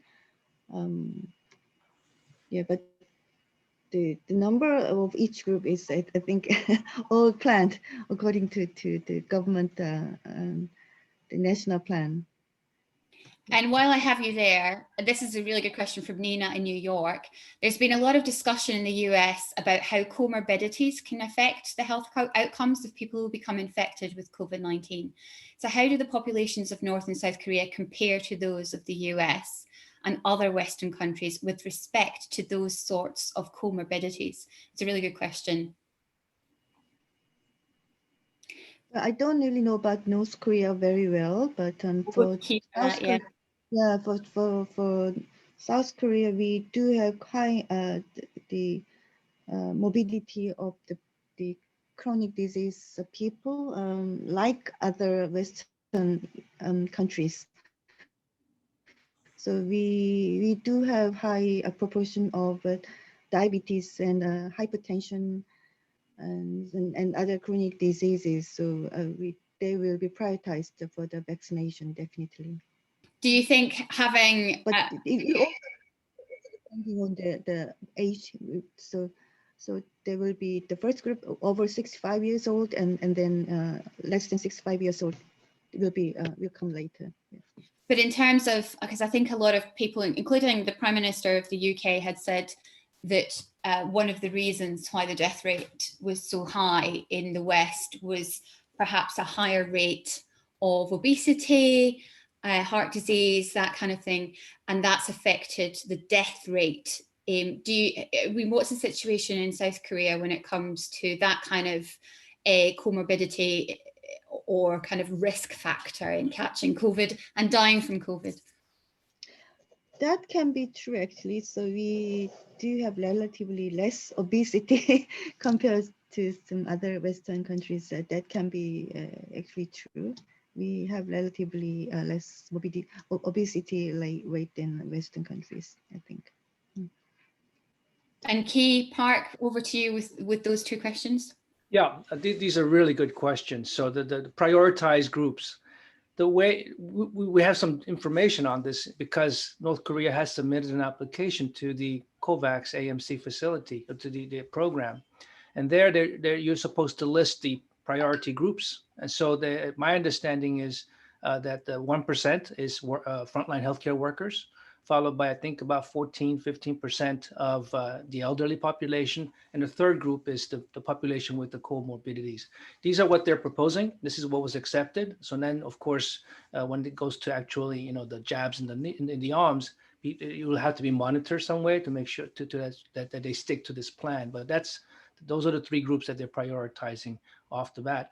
And then as far as the comorbidities, there's some differences between North and South Korea, mainly in the terms of what we call communicable diseases, infectious diseases is much higher in North Korea, especially younger population.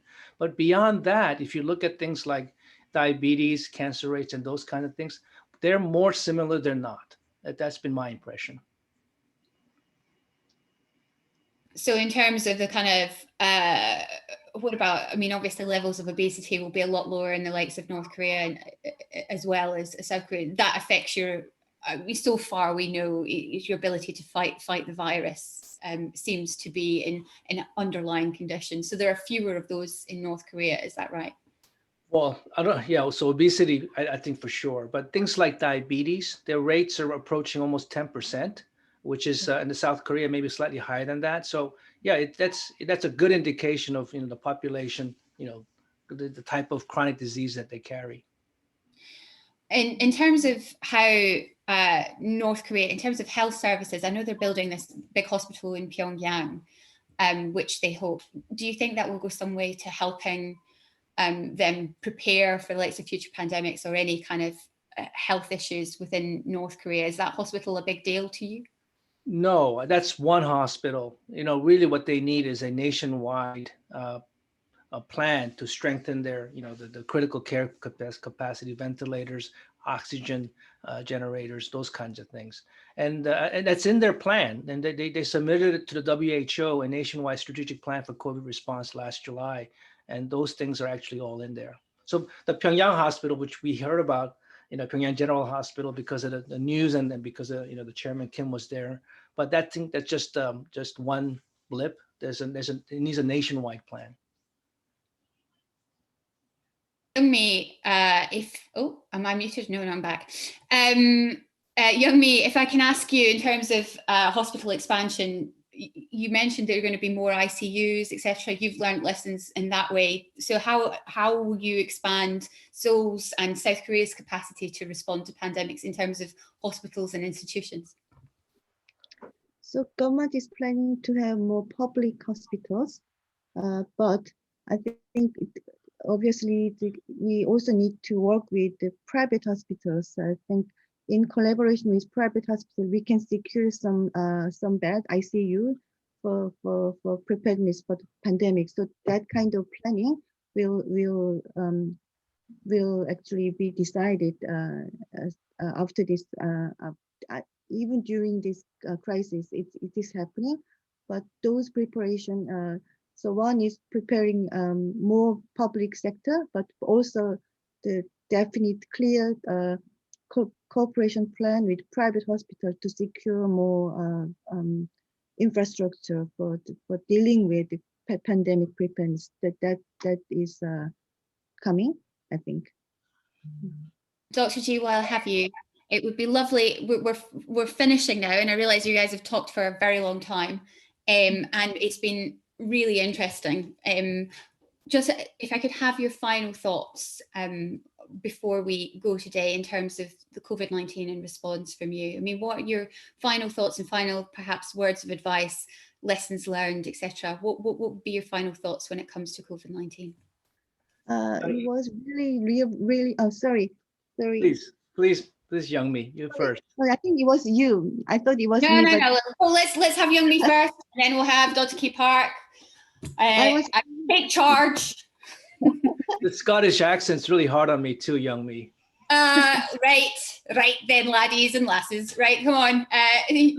Dr. G, if I can have you first.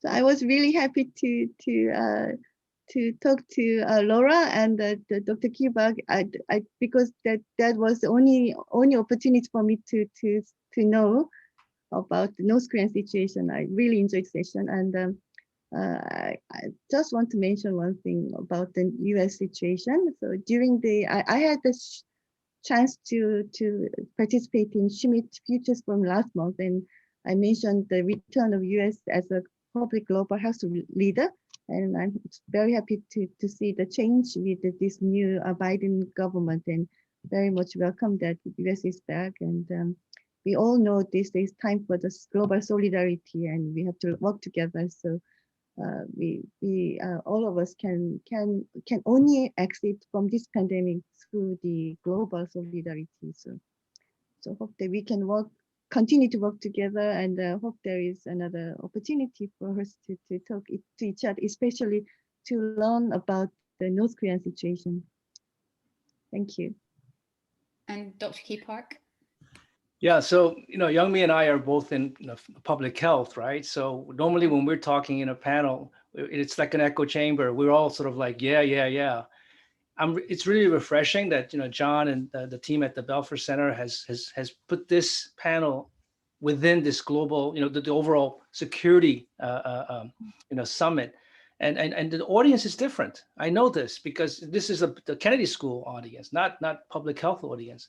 And the message I want them to know is that global health security is different than traditional security issues.